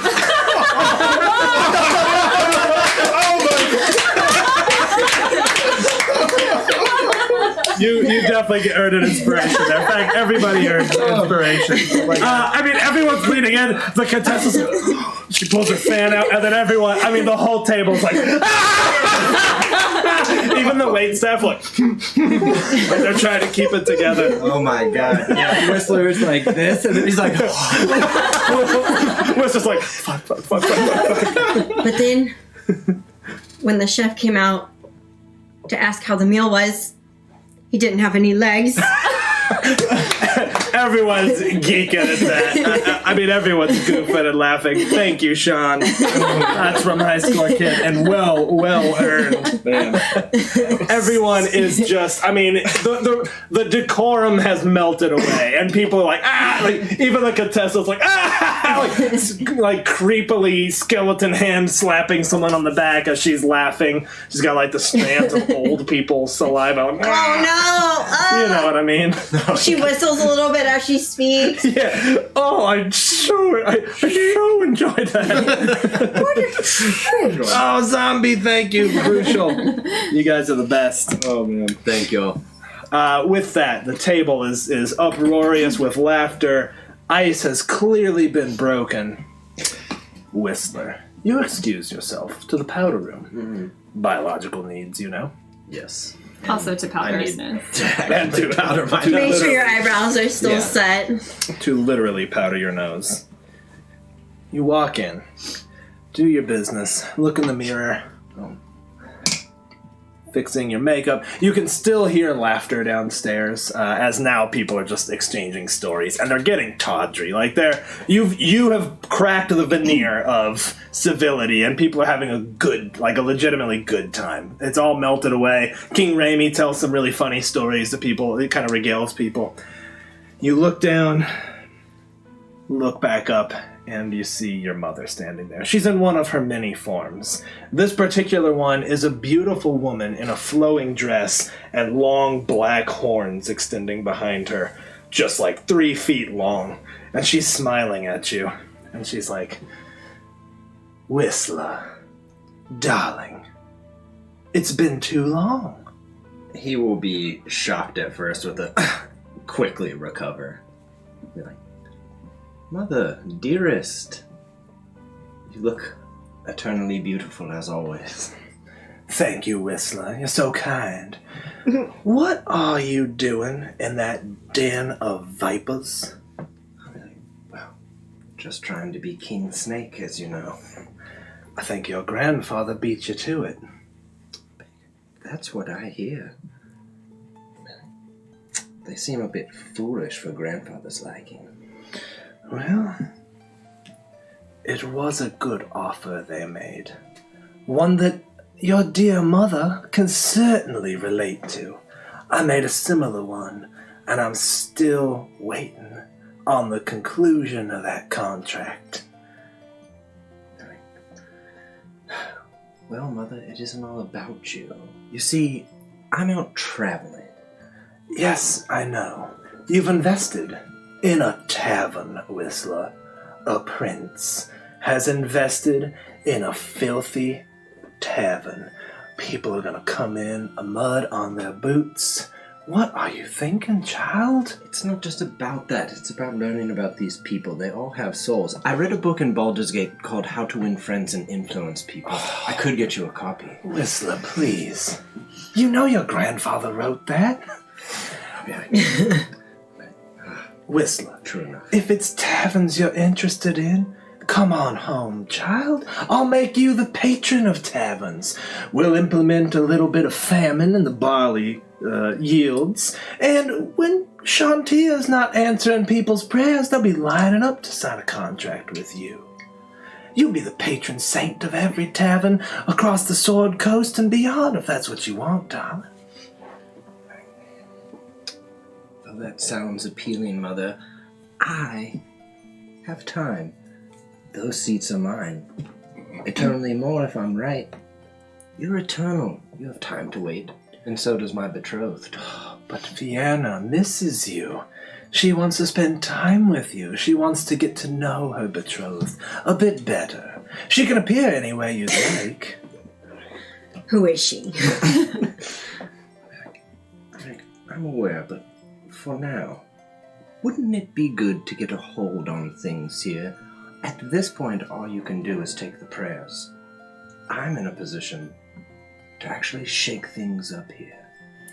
Oh, please, Whistler, the last time something like this happened, your dear cousin became obsessed with the forge. He became obsessed with crafting weapons, learned from the best dwarf artisans. When finally he made his way down here, we snapped our fingers. We made a blight upon all the ore and mountains you could find. And wouldn't you know it, for the next millennia, all the dwarven forges, well, when they passed, they found their way here. And just in time, too, because the abyss was spilling out something fierce. We had a need for the weapons, Whistler. We played the long game, and not by running a tavern, not by running a single forge. 1 or 2 souls, they ain't gonna tip the scales. Your friends? What are you gonna do with them, Whistler? Do they know the real you? Of course they don't. They don't know that you're a prince of hell. Do they know who your grandfather is? Do I have to say it? Asmodeus. Remember the name. You're destined for so much more, Whistler. What are you doing, child? I'm taking my time, Mother. I hope you would appreciate this, as you're also key on a contract and playing criminals against themselves. I don't particularly like the idea that this deal was made without my choosing. A prince should be able to choose their own destiny. I will be coming to the table with my own bargaining chips. I'm not quite sure yet. I have no need to lie. But there's something up here. Power of my own. Whistler, you're so stubborn. Just like your daddy. Well, I suppose you got the same chance those Castellanta children got, didn't they? Well, I do miss you, darling. Please write. I don't want to hear about what you're up to through tricks anymore. Please, let me know. Keep your old mother informed.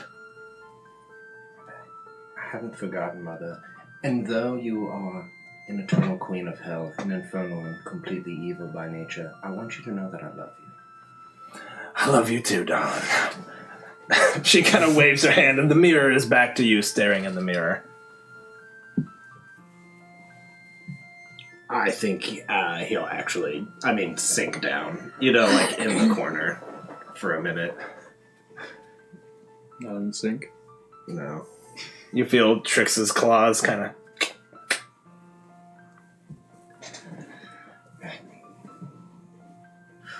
Trixie, the water's getting knee-deep and rising. Well, you, have a way out anytime. This place stinks, Whistler. Let's go back home. I like it here. Hell's so boring. It's just the same old thing. Not if you don't want it to be. Sure, you gotta find your own way. I don't like that I don't know what their plan was. Glacia and Vienna. They need somebody with a soul. They need that choice. That means that I'm holding a card that they don't have. Well, choice is yours. What I do know that we need is 1 or 2 souls, Mother's right. Won't change anything. But what I need is to gather quite a few more souls, shouldn't I? I'll leave it at that. And with that, we'll cut back to everyone downstairs having a grand old time. The king has started to rise from the table, and people are starting to excuse themselves. People are clapping you on the back, Nami. The professor is like head over heels with your stories. He's like, "Oh, you'll have to write all those down in a compendium sometime. I think there's something there we could probably sell it to give Volo a run for his money." People love adventurers' tales, and most adventurers don't live long enough to write them. But I'm willing to help you. Just let me know anytime. Professor Corsair, if you've forgotten. Absolutely. I'll take down your information right now. Do you have a parchment and It's like, oh, indeed I do. A card, in fact, comes quite in handy sometimes, and hands you a small, basically a business card. Just contact information. If you give me another one, I'll write down my information for you. Oh, of course. Here you are. The blue boat. Blah, blah, blah lane. Yeah, blah, blah, blah. Troll Skull Alley. He's like, Troll Skull. Interesting. Thank you very much. There's an old bookseller there. Have you met him yet? Gold Dragonborn. Nice fellow. Did we talk to him yet? We haven't No. talked to him. Not yet, but Rishaw. we're quite anxious to meet him. Seems your neighbors. He's an interesting fellow. As nice as they come. Good to know. The Contessa comes up to you and she's like, "It was truly a pleasure." Fanning herself. Or And was it the heiress? yeah, the heiress. Yeah, sorry. Sticks out her skeletal hand. This crypt keeper like. He would bend down and, kiss the ring a little bit. And she's like, "Your Highness." Kind of smiles at him, and he bows deeply and also takes her hand and kisses it. And the elf Contessa leaves, and she looks at you and she's like, "I loved your stories from the Feywild. They were interesting. I'll have to visit someday. Thank you for regaling us. Your Elvish was impeccable. Really. My kudos." Thank you, Contessa. She bows slightly and she's like, "Your story was incredibly lurid." And goes to walk, and she kind of stops like, "But I liked it." And she walks out, and you all are essentially left with King Raimi and the Castellanters. And Victor O. Castellanter says, "Thank you all once again for coming. It was truly our pleasure to host you. I hope to see you again sometime." We hope the same as well. It was enjoyable. Maybe we can all play tag soon. I'll pass, but thank you. A delightful butterfly garden that you have. Thank you so much. And I might like to add that it almost seemed as though you knew Hydarian and I would be attending based on the dinner that was served, and we very much appreciated it. Well, pure circumstance, really. We are on the sea after all, so a seafood menu seemed appropriate for the king. Not sure how often he gets to enjoy the delights of the bounties of the sea, but I am glad that you enjoyed it. We did. Well, will there be anything else? Can I get anyone something to drink on the way out? I think we are fine all around. Tell your children I enjoyed playing with them. I will, thank you. I'm sure they'll be thrilled to hear that. I unfortunately didn't get to meet those children, but they sound as if they have destinies. What from family lineage, if not your new gathered fortune?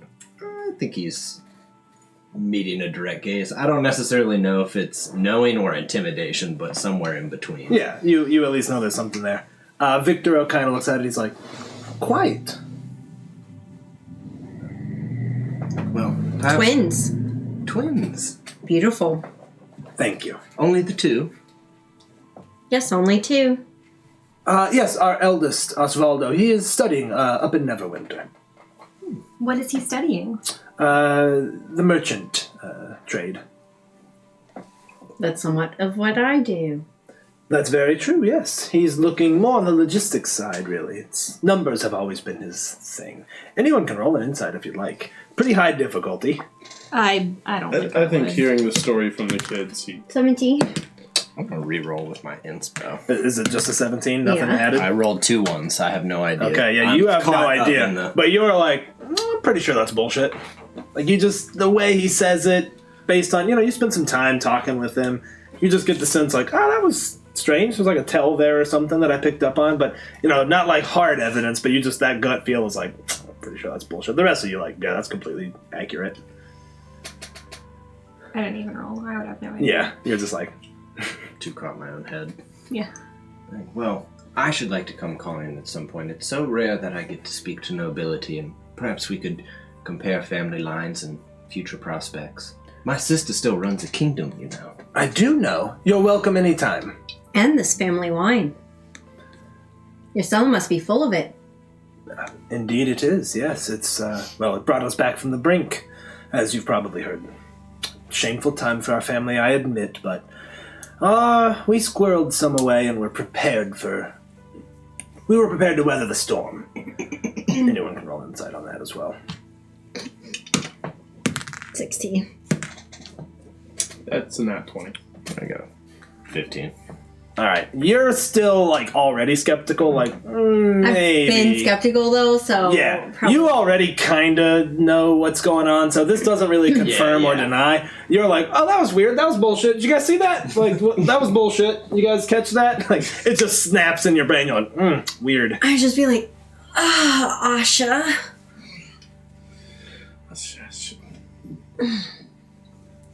Well, you've been most gracious host. I think we've all had a lovely time. Your Majesty, are you ready to leave, or should you like more time? No, I am prepared to leave. Thank you all for coming, and thank you to my gracious hosts. And he bows to the Castellanters. We do have a packed agenda. We now go to one of your clubs. Club Levantis, I believe it is called. And the Castellanter's like, ooh, you will have a spectacular time.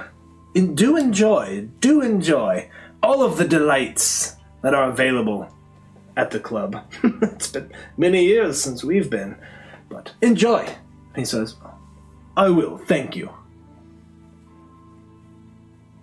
And with that, you all are escorted out by one of the wait staff. You all walk past the butterfly garden, look and see the kids over there playing, and they wave to you, like, bye, come back! You will play tag soon. I'll create water and then shape it into a floating butterfly. Oh, perfect. For them. They're just like, ah! They clap and like, bye, Nami! Bye, Hyperion! Bye, Enid!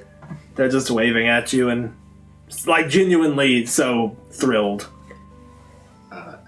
To one of them, I'd be like, those are the children? The twins.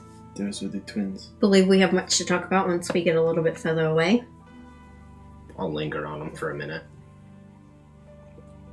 It sounds like we do.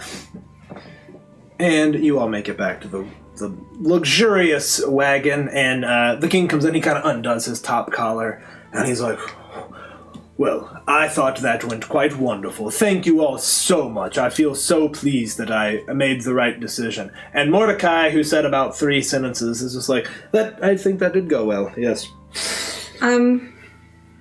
Is everyone prepared to talk about everything that we saw this afternoon? I don't know that it's worth doing that. I think Oh, please, we've some time. I do not know this business of yours, and I will keep my head somewhere else.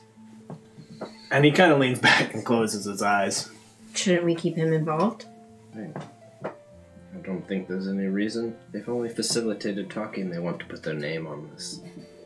I don't know that it'll make effect. We'll look at the contract itself. It's no threat to him, though. I don't think so. Well, if that's the case, that's one thing that we don't have to worry about. And I'll even look at him if he's paying attention or not. He doesn't even seem to be paying. I mean, he's probably hearing it, but he seems to be actively trying not to comprehend. He's just kind of humming to himself and relaxing, probably mulling over what happened. What were those children like? They're very cute. They were nice enough, but they were fairly upset beneath the surface of the waters. The surface was calm, but the currents underneath ran wild with emotion. Seems that they're very concerned about their older brother. Say that they hear him somewhere near the cellar, screaming. The story of him being away is muddy water, not true at all. The parents forbid them from going anywhere near the cellar. say that those big rats adventurers have to come and take care of them. It's an easy lie. I think I know what's happened. It's rather disturbing. Are you sure you want to hear it now? We have time. The Castellantas have made a deal with the devil.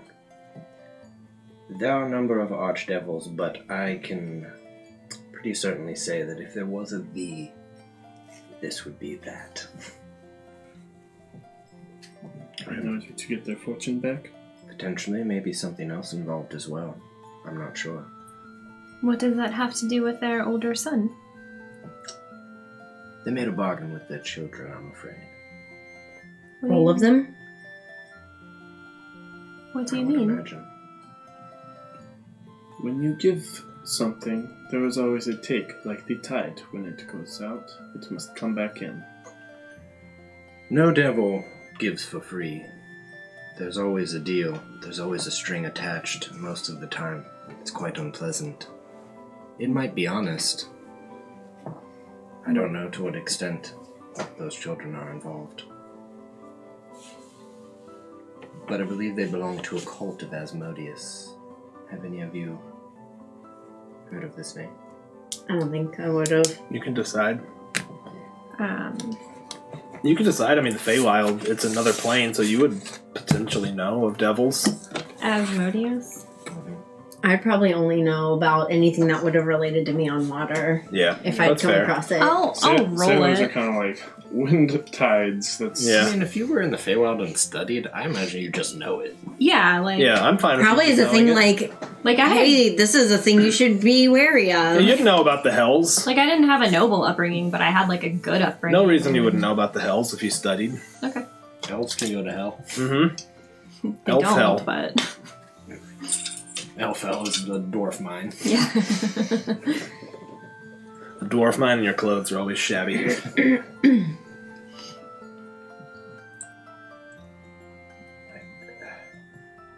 I'm not sure if they belong to a cult. Trust that yellow tiefling.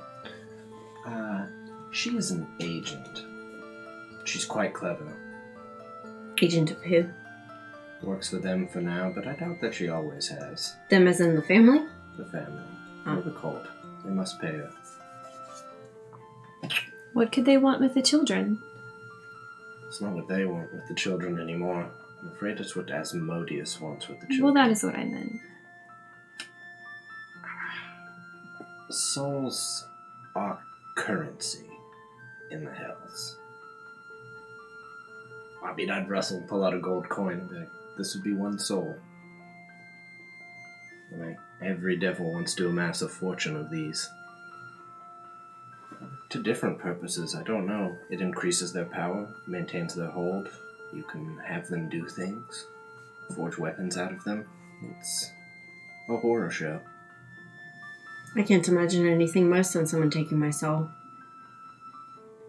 I can imagine it's worse to freely give the souls of your children.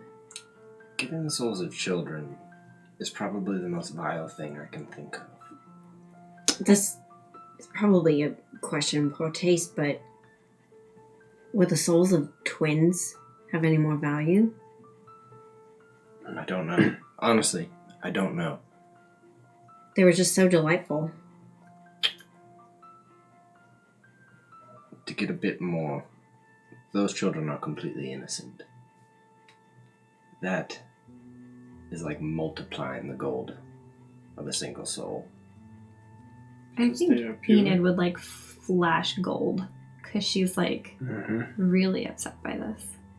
They are pure, like Enid. Their souls are worth more than, say, a sailor's who tread the line. Well, all of your souls are worth so much to me, but I take your point, yes. Enid would be a fortune unto herself.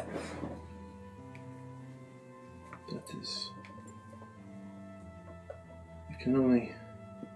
It is unfortunate we drank that elvish wine beforehand, because now the only thought on my mind is of my parents and me as a child. And grateful they did not give my soul away. It's a On the good bright side, I have none. Parents a soul. Parents, I think. I think you have a soul. Probably have parents too, but none to mourn the loss of. And no face to attribute any weird, strange feelings to. One probably would have done nothing to me. No souls can be taken, mind you. They can only be given. So... But can one give another's soul? Because that would mean the children would have had to have given their own souls. I'll be honest with you, that might be the only way out of it for those children. It's a bit of finicky contract to give away somebody else's soul. It might still be ironclad, but if there was anything to attack, say, in a negotiation of a contract, it would be the fact that they didn't freely give it. That would be the hole to pull the knot by to unravel it. Exactly, but given. Almost no devil enters into a contract that they haven't thought of every contingency. They are eternal beings. They've had time. And Asmodeus himself is the chief king devil of all hells, the great orator of time. He once spoke so eloquently over evil and the nature of it. And who was to blame, devils or heaven? That none was reached. There's still no answer on it. Even one of the leaders of hell is a fallen angel because they were so outraged at God's vengeance. He sounds like a rather unpleasant being. He is an unpleasant being, but he is one of rules. Strict rules. As our Tritons. How do you know so much? Did you study all this? Yes, I did.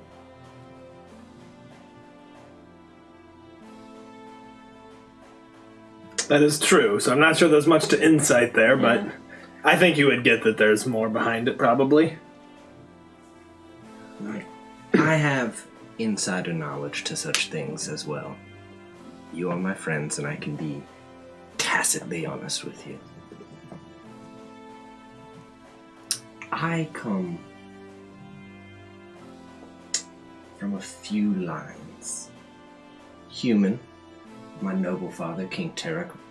I shall never love a man the way I loved him, but some could come close. Daddy?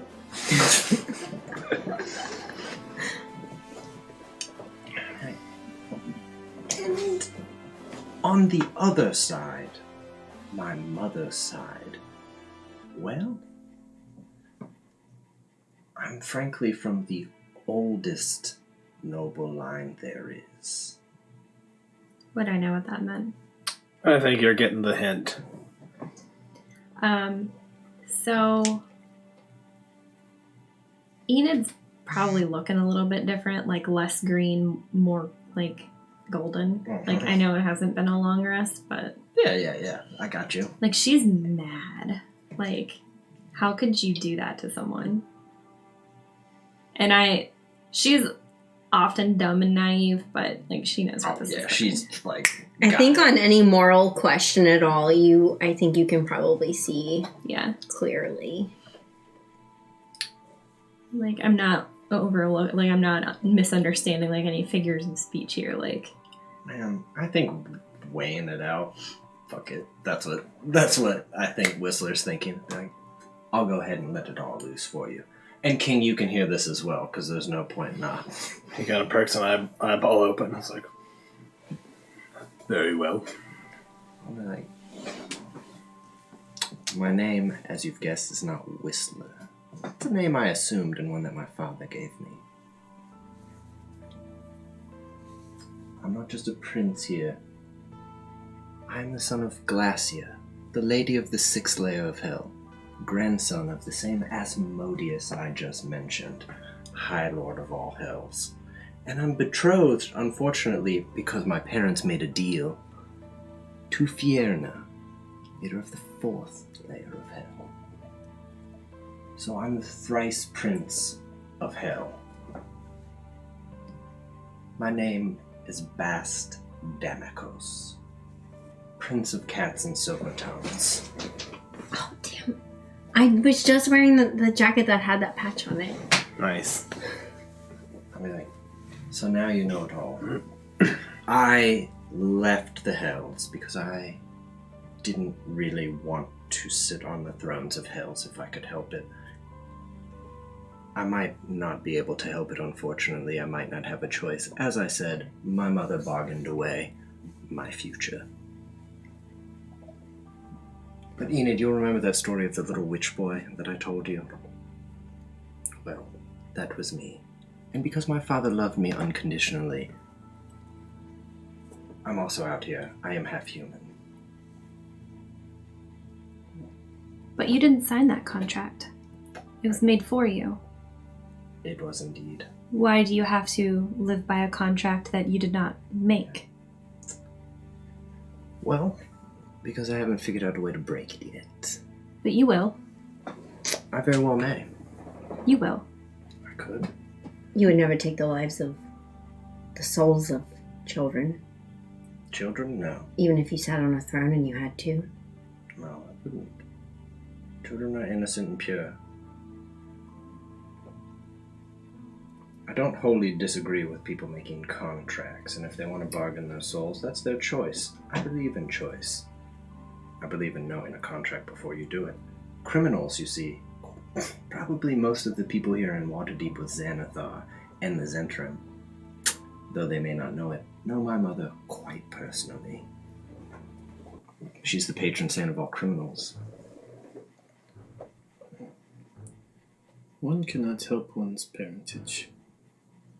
One, however, can help one's actions. And so far, Master Whistler, you have done nothing for me to question you. Thank you. You're still my best friend.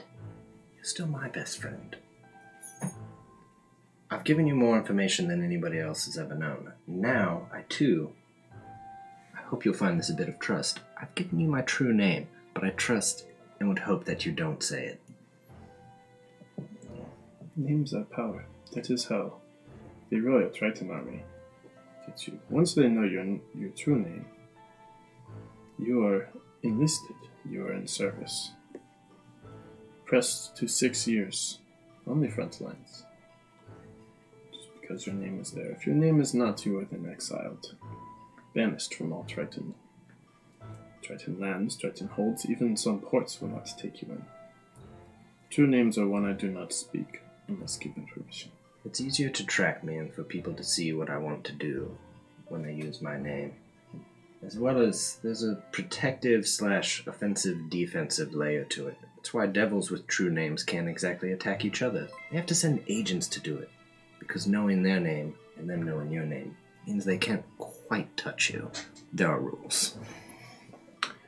And as Whistler discusses the finer points of the power and true names, you hear a din of voices outside. Alms, please! Alms for the poor! Please, help us out! Alms for the poor! Don't trust them. The king kind of perks up. And you look and you can see out the back flaps, and you are traveling in a very narrow alley. Maybe I'll just show you where you're at on the map. Just because I can. Oh. Who's driving this? One of Ramy's men. Oh, okay. Just checking. And it still looks like one of Ramy's Should we men? go ahead and pop ourselves up in the Go ahead and pop wagon? yourself in there. Do you got a Do you King got a Raimi? Raimi token? Oh, yeah. Right here. A Do Re Mi Fa Sol La token? And I do not have a token for Mordecai, but he's just going to cower. He doesn't matter. He doesn't do anything. Do you guys want to see what's going on right now? Let's switch to the battle cam.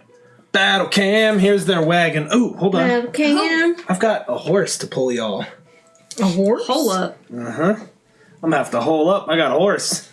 And the horse whinnies and neighs. And you hear, alms, please, alms for the poor. And the driver opens the back, and he says, "My king, there's someone waylaying us." All of you can make a perception check real What's quick. waylaying? It means like It's like waylanding. What does that mean? When you wayland, it's when you try to block someone on a bridge, but instead What are you we get rammed. rolling? Perception, right? I just got an 8. Y'all are 14. not doing well for me right now. I got an 18. Okay. Enid, 4. as he turns, you notice there is blood on his hands, and for a flash, just a brief moment, his face doesn't look like his. And he says, "My king, perhaps we should..." And he just sticks his hand out. Fire fills the wagon, and I need everyone to make me a dex save, please. Son of, Son of a what? monkey. Ooh, Devin Rue, what's up? Devin Rue. Ben. You got the Devin I'm Rue. using- in this one. You got the Devin Rue. Devin Rue just gave us another one. All right. Thank you, Devin. Thank y'all. All right, who Oh, did you beat spend this? a 13? Wait, Not me. I haven't. Nope. We got Divine Rerolls lid if you want to. I didn't. So you guys can see the adventures are right here in the wagon. I would like to wait. Can I do a third reroll if No. I spend my turn? No. Okay, then no, I don't. And as this person puts his hands together, a sheet of flame, it starts licking up the canvas, covering the top. The leather around you heats and melts, and anyone who failed takes 11 point of damage. Anyone who passed takes 5. I'll take 2 because I have resistance. You have to fire. resistance to fire, that's right. Well, And about all around Wait, how you, much did we take? 11 if you failed, 5 if you didn't. And you hear a voice. Get him! Can I just go ahead and get everyone to roll initiative for me, though? no. Has the canvas 20. burned off? Can we see? The outside? canvas is currently on fire. And you can barely see, it's a very narrow corridor right here. Oh, I'm sorry. Wait, charisma plus 1. Never mind, 19. Battle camp, battle camp. Battle cam! Put your battle hands cam. together Put your hands together for the battle cam! for the. For burning hands! Ladies and gentlemen, from the top rope, random burning hands. Okay, hold on. Hey, let me hold on. ask you a question. Yep. Can I be fully in summer now?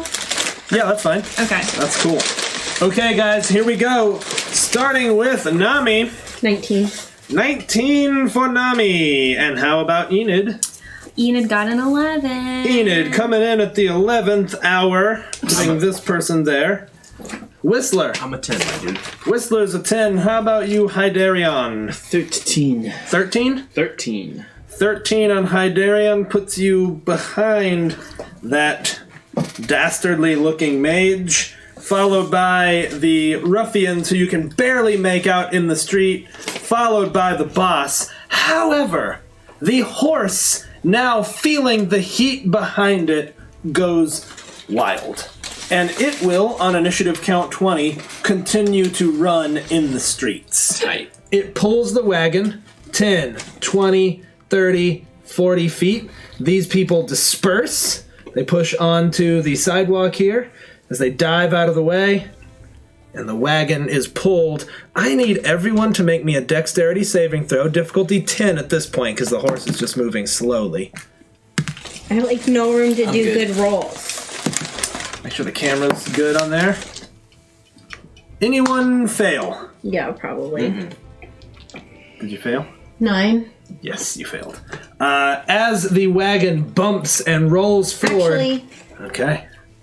Wait, for a saving throw? Isn't that one of your oh things? wait, sorry, I didn't do that right. 13. Yeah, you're good. 13 is good, yeah. Okay. The wagon is now careening, and you're all kind of holding on as flames lick up the canvas around you, starting to burn and melt the leather. You all are able to hang on, but the wagon hits some potholes. You hear the horses going a little bit crazy. And Nami, it is your turn. As you look through the burning patches of canvas, you see these ruffians, clearly dressed as beggars, now drawing short swords. Some of them are drawing hand crossbows in their hands. Where am I? I'll just describe what I'd like to do. Am I able to stealthily hop off the wagon, slip around, and Not stab the stealthily. shit out of You would not be able to stealth. And by the way, this is the driver who has now clearly revealed himself as a mage. And there's Burning nowhere all up. to. Oh, could I? There's nowhere to. The alleyway's well lit. No. But it's not night either, so it's dim. There's It's dim. nothing for me to that I see that I could hide behind in between. The Not tents. here. It's an Okay. extremely narrow. Everything's as you see it. So there's a corner here. There's a gate. You can go down that narrow alley there. But I mean, they're me to you right now, with a burning canvas betwixt us. And could I make my way up to the driver with my? Absolutely. Yeah, you could kind of push through everyone. All right, I would push through everyone. And is there,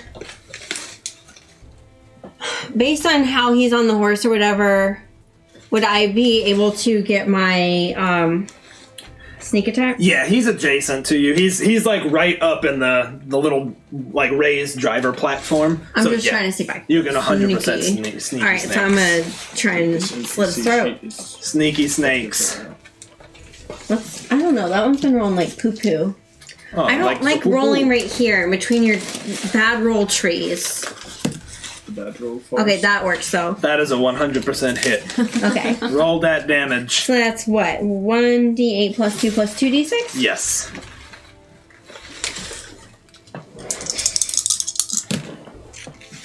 Four plus 12. Nami, as you make your way, you step on Mordecai, who's now just. How do you bring about the demise of this apprentice wizard? Wait, Mordecai was the one that turned? No. He's Mordecai's cowering. Oh, okay. Sorry. I was like, no. What? Mordecai's bad? Not Mordecai. Oh. Bitch. Yeah, I'm gonna slit his throat. All right. His head's just gonna be like. Ah. You push through very quickly and just blood kind of sprays into the heat of the wagon. Do you get like a Pulp Fiction like? Oh yeah. Each of you get a. And then I'm going to use my extra movement to get back in. Okay. Yeah. No between problem. them. Now please make me a Constitution saving throw. Difficulty 10. Con? 8? Okay.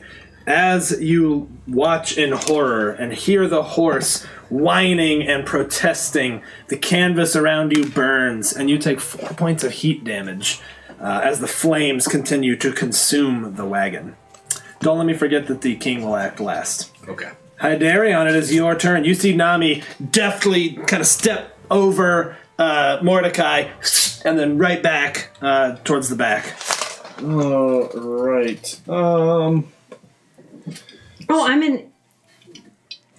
If I had just gotten him, I could have climbed onto the horse and tried to take control. You could definitely be on the horse. Can I retcon that? Yeah, that's fine. So go ahead and remove your damage. I didn't. Even if I would take damage, I don't know. I didn't want to not take damage, but I just realized I could control the horse and try and lead it past. Well, you can. So next turn, it's an action. Yeah, for my I mean, next. the horse is going wild right now. Yeah. The cart is on fire. It's being attacked. So Hydarion's gonna kind of tell everybody to hold on, and we are going to cast Gust of Wind along this alley. It's part of being a Triton. A line of strong wind, 60 by 10 feet, in a direction of my choice. So it's going to be going straight down here. It's actually going to be going this way. So I'll only get one half of the cart. But it'll get the half of the cart on their side. So everybody in this line have to give me a strength save. Okay. Including us? I believe it's only actually hitting Enid. Enid, roll me a strength save, please. That Strength is not my the boss. strong point, so. So those guys are this. Rolling their strength saves across the board. Whoa, they all pass. They all pass. You know what? We could have all three of them roll. But no, let's see. It failed. Enid failed. The other ones all passed. You're only looking to beat a 12. Yeah, I have a negative 1 and I rolled an 11. So they don't get pushed. Well, Enid gets pushed 15 feet in my line of. All right. Enid, you feel yourself forcibly ejected. Your mouth's like. La, la, la, Is she knocked prone? It does not say. Enid, you feel yourself you crash through the canvas front and fall. You hit the ground, the hard cobblestone, and you see a big wheel of a wagon rolling right towards you. So I'm gonna say she's prone. That's more fun. okay. Totally. Moving against it is double move. So if they try and And it's staying, right? it's staying. Unprotected flames dispersed. That side of the wagon, the flames sputter. In fact, the canvas tears away, revealing them all now there on the other side. But the flames are definitely gone. So it says as a bonus action, I can change the direction. Can I do that on this turn? I don't see why not. I mean, it's a wind tunnel in here, too. You all hear the papers and detritus from the street just lifting up. Horse manure. The horse is shitting itself into the direction of y'all. Straight onto the king. I do not mind. Yeah, we're gonna bring the wind back this way. Okay. No, we won't do that because I don't think he'd want to hurt his friend anymore than he already has. She's like, we got hit the ground, skid How long along does that the last? pavement. It's a concentration spell, so until I disperse So it. I'm going to be trying to move the horse against that wind? No, the wind is With it, going this push way. it. Oh, okay. With it. All right, cool. Love it. Whistler, it's your turn. You about see Enid? now. I'm sorry. Enid. She does get a turn. Sorry. Duh. I love you. I'm sorry. It doesn't feel that way sometimes. Okay, Enid is going to use her face step. Okay. But since she is in summer, each creature within 5 feet of me, so I guess that one, since he's a baddie. It's when you step away or when you come out of it? Basically, after I leave, they all take fire damage. Okay. Yeah. Well, the horse? Enemies. It's of enemies my- of of your my choice. choice. Gotcha. So each creature of my choice that I can see within 5 feet takes fire damage equal to my charisma modifier, Okay. which is +3. Shoot, where's my pencil? Lost my pencil, thank you. So that guy right there takes 3 fire damage. Yeah, As and- you leap, where do you leap to? Where do you quantum leap to with Back your 30 to feet? where Hydarian Back to is. on the wagon? Yeah. In the wind? With Hydarian, yeah. Back All in the right, back. cool. So you, in the wind, you all see her, this like faint glimmer of fire, and sort of bursts in the wind. She then appears standing there, hair blowing and whipping in the wind with her brand new cape, because y'all do all have capes. Yeah, Kinda mine's nice, purple. aren't they? Your cape is this. I will tell you now that Enid is like yellowish gold and Cool. looks kind of scary. Yeah, Yeah, yeah. And what do you do with your action? that is my action. Oh no, it's not. Bonus action. Well, I can cast a cantrip then, can't You I? sure can. And you are now adjacent to that guy. The canvas is ripped away, so. Tight. I'm gonna hit him with. I'm gonna try to use a shocking grasp. Okay, do it.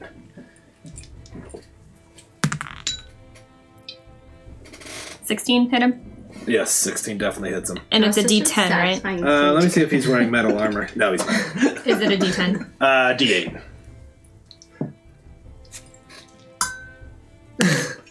One. Just had to do it. Nice. But no reaction, so you stand there and yeah, you kind of raised your hand. Shock him a little bit. Shock him. Whistler.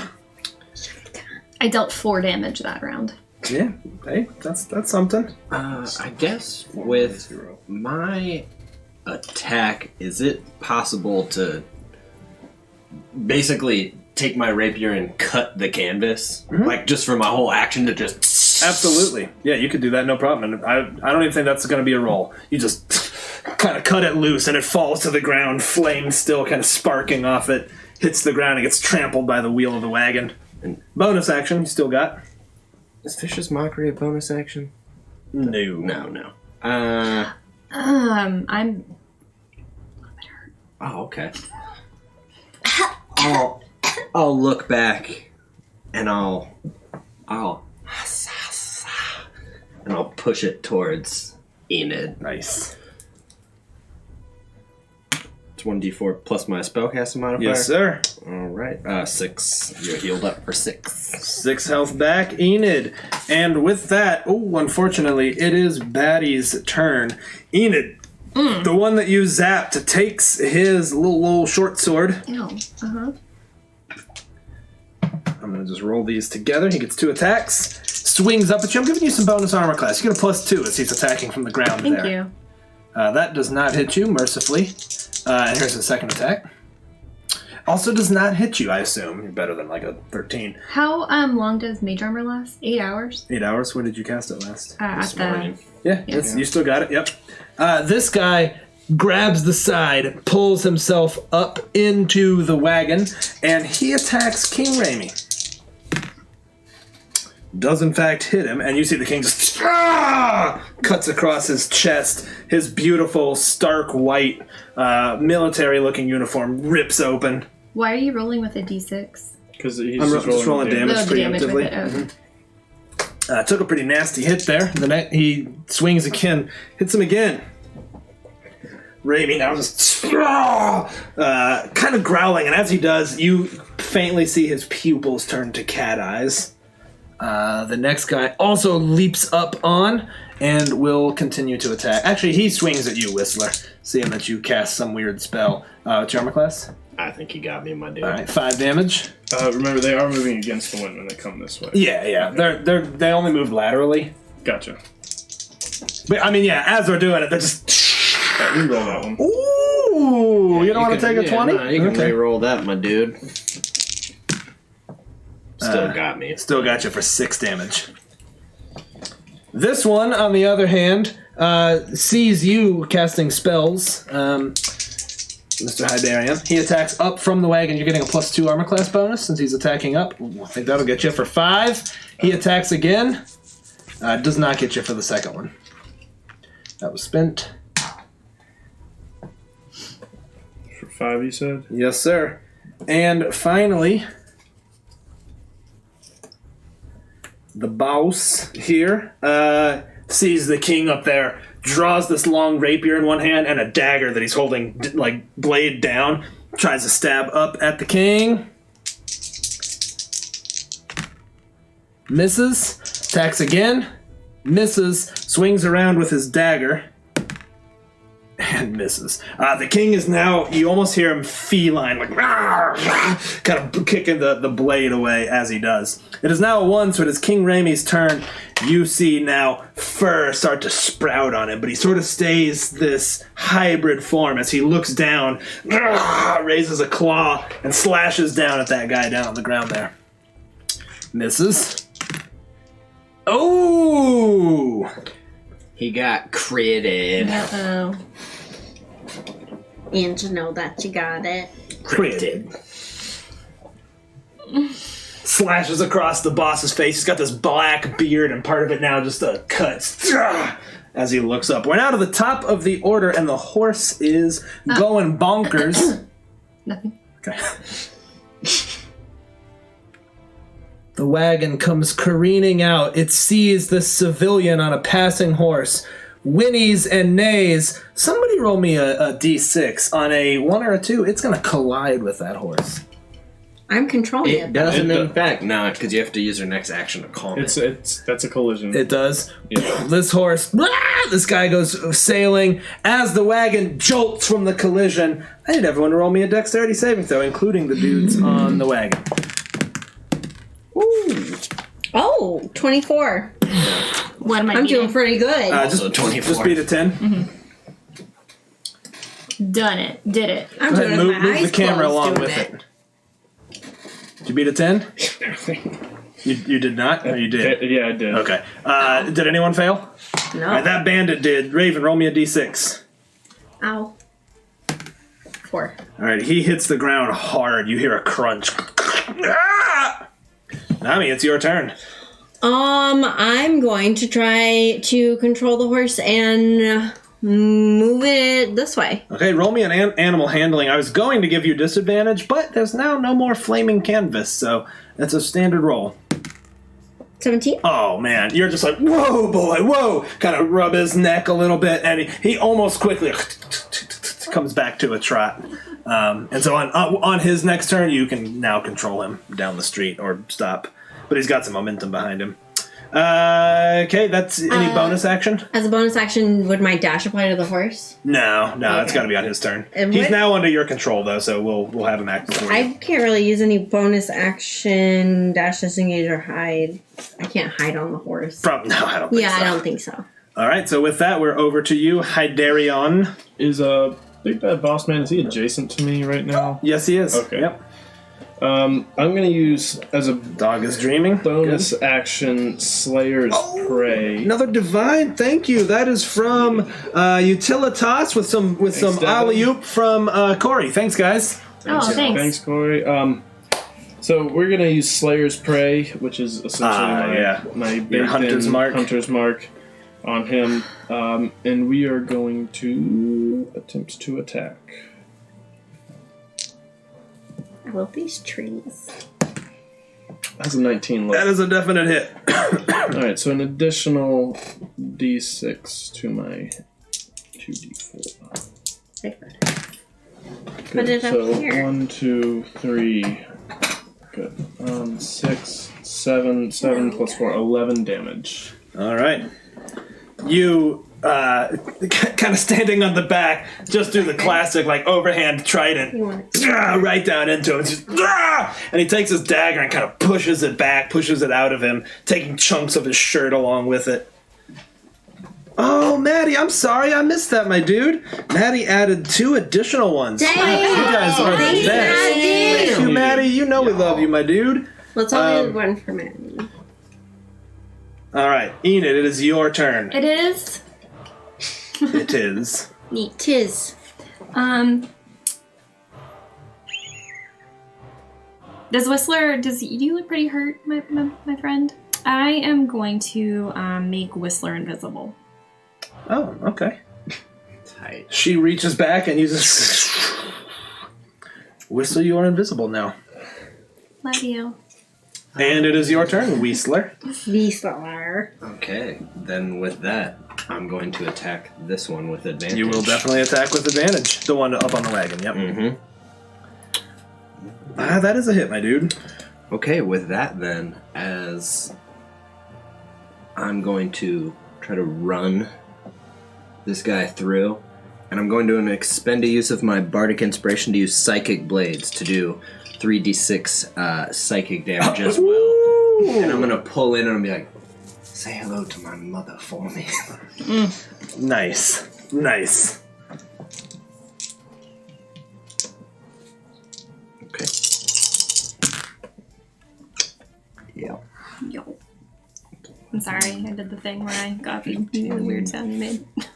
17 damage. You run him through, grab him into, and at first his eyes are defiant, and then they turn to a pleading, and then you see black wash over his eyes as he expires. I'll Push just him off. Push him off. Like your And use of expired. I was just thinking that too. That's what we call it in the biz. I People like die. expired. I was thinking about that the other day. When patients die, they expire. I was thinking that's what Kothai would say once. And he expired. Anything else you want to do? I will. I'm actually gonna give. I'm actually gonna give King Raimi my last bardic cool. with my bonus action. Cool. Don't let me forget that he has it, alright? He'll So- spend it on his turn. So yeah, I think I'll touch his strong chest. I'm sure, and just And he turns to you, and his face is like partially feline. His nose is kind of pushed forward. He's got the kind of like weird, upside down, M cut of a cat face, and he's just, looking like completely enraged. yeah. I think that's what he would in Infernal be like. Become rage, become wrath. Nice. It is now the bad guys' turns. This dude stands up, kind of pulls out a hand crossbow and tries to shoot at you, Raven. And misses. It goes wide. You now hear people in the street starting to scream. Pillow. People all around is, oh my god! Thank you. Yeah. This guy runs forward. And Enid, you're about all he can make, and he's going against the wind, so it's difficult terrain, right? No, remember we threw Enid. Oh, right, yeah. So he's in fact, he leaps, makes a leaping attack at you. Oh, I'm sorry, that guy gets a second shot on you. Sorry. No. Me? Yep, but missed anyways. Enid, this guy comes at you with his short sword. What's your armor class? Do I get additional armor class? Yeah, you get +2 because you're up on the wagon. So with mage armor, I'm 13, so I guess I'm 15. You know what? Is he a +4 or +5? I can't remember. I don't know. He misses. But he attacks again. And misses once again. Again. This guy steps out, Hydarian. Actually, yeah, you can. He sheathes his short sword and takes his light crossbow or his hand crossbow and fires at you, Hydarian. Looking for 19. That is a miss. That is a hit. As a matter of fact, you'll take 4 points of damage. As you're standing on the back of the wagon, kind of digs into your shoulder. 'Tis a flesh wound. And now the bandit captain here comes around and tries to attack you, Whistler, from up, kind of underneath the wheel. So you're getting a +2 bonus armor class. First attack. Yeah. 6 damage. Disadvantage. He's invisible. No. Nah, he attacked. Oh. Thank you, though. Do you become uninvisible when you attack? Yes. Yeah. Actually, no, man, re-roll it. Go ahead and give it a little re-roll if you would. Any action. It's a miss. Tight. Like, Thanks, y'all. Those divine rerolls, saving some bacons. He attacks again. Second attack here. Bacon. That is also a hit for 6 damage. Oh, yeah. And finally, he swings around with his dagger on you. Peace out, y'all. Gets you with the dagger. You got one? Oh, yeah, I'm gone. You just see this captain, and he puts his foot on the spoke and takes a leaping slash, which cuts across Whistler's face as he comes down, falls into the wagon. He falls on Mordecai, who is like, "Ow! Ow!" Act normal. Okay. With that, we are at the bottom of the initiative, and so it is, in fact, Ramey's turn. You see Ramey scoop up Whistler, hold him to the side, and take his claw and attack at this dude down below. Whistler could even see that. He'd be like, He got him for a pretty good amount of damage, too. He's now slashed across the face a couple times. Let's see, with that, we're to the top of the round. Nami, you now have control of the horse. It's got some momentum, so you can start slowing it if you want to, or you can speed it up. It can go 50... I'm going to speed it up away from these. Sweet. So it can run and it can dash. Okay. It can go essentially 80 feet. Yep, let's do it. All right, go ahead. Tell me where it goes. 80 feet that way. All right, you guys got me? Move that 80 feet that way and move the wagon behind it. Alright, so I'm just going to go ahead and turn this. Yep. Was here, right? We'll call that 5 feet of movement. 5, 10, 15, 20. 30, 35, 40, 45, 50, 55, 60, 65, 70, 75, 80. All right, move that wagon behind it.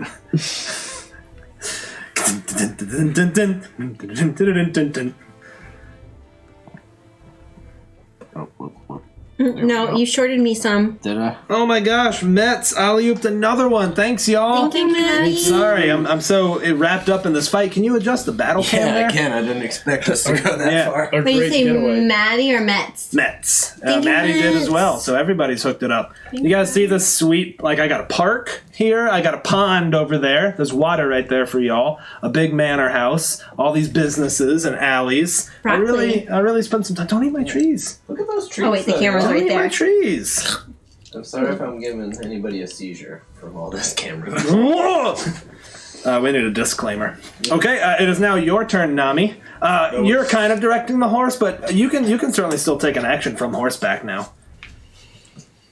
Or is there still a baddie on here? No. You've left them all behind. Oh, really? Yep. Then What happened to our driver? Did he die? Did we even see him? He was murdered and a disguised self. That's what I thought, but Yeah. we didn't know where his body was or anything. No. Okay. I'm just gonna yell back to them. Where should I take us? I'm out. Yeah. Keep going. Back to the inn that we once... what's the name of the inn? Hunting portal. No. Not that Gold one. Marmot. The Gold Marmot. Gold Marmot, Back sorry. to the Gold Marmot. Which direction is that? Why don't you make a survival check? You're not sure where you are right now. No. You weren't paying attention. This is not where you're intended to be. 15? Oh, yeah, you're like, okay, Castle Ward is up ahead and left. Straight ahead and left. That's a deep cut right there. That's an alien's deep cut for y'all. Okay. So, yeah, you have an idea of where you need to go. Okay. Hydarian, it is your turn. Seeing that they're out of danger, he's gonna reach towards Whistler's flailing body and cast Cure Wounds on his Nice. body. Go You ahead can and roll cure it. wounds. Oh, yeah, Rangers get cure wounds. Don't you also get healing spirit, you jerk? Am I the only one who level can't 5. heal? I can't. So, 1d8 plus spell casting modifier. So, plus 4. So you get 5 hit points back, my man. Are you plus 4? Yeah, dude, I got a wisdom of 15, my man. It's a spell attack bonus. Oh, that's your spell attack bonus. But your so spell save is it'd be wisdom, +2. so that's your wisdom plus just 2. +2, so you get 3. That's good enough. Whistler, you awake in the arms of King Raimi, shirt ripped open, Hydarian standing over you. No! The truth has set me free.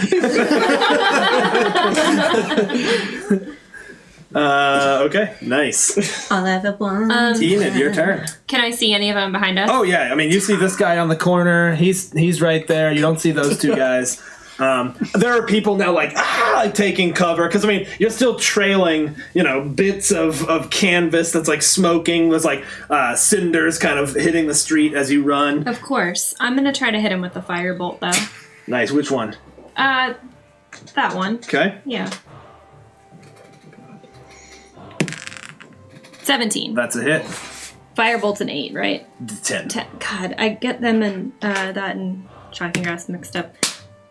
Man, we're rolling hot. Why can't I roll? Cantrips don't get good until level 5. That you need When the you get level that double 5 to dice. even out. Yeah. You got to even them out. It singes him and kind of hits the ground, kind of explodes on the side. Flame licks up the concrete side of this building, leaving a big burn mark. People in the park are shouting and taking cover. Let's see. Whistler, it is your turn. You are active in King Raimi's arms. Yeah. Do they look like Zentarum? Like by the way that they're dressed? They're dressed or like anything? beggars. Dressed like that's right. Mm-hmm. And the Xanathar are the ones with the eyeballs. Mm-hmm.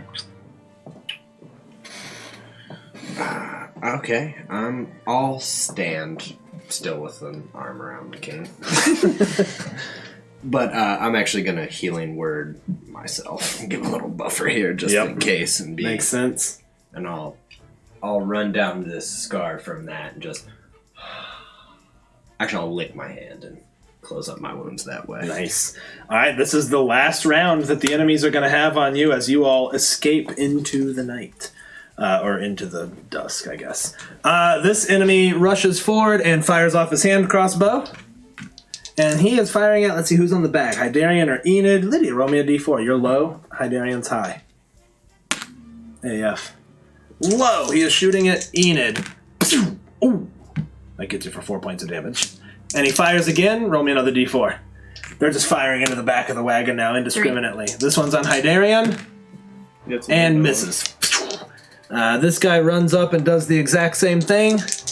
And as he fires him, you see he kind of puts it in, pulls his hood up, and starts running into the alley to disappear.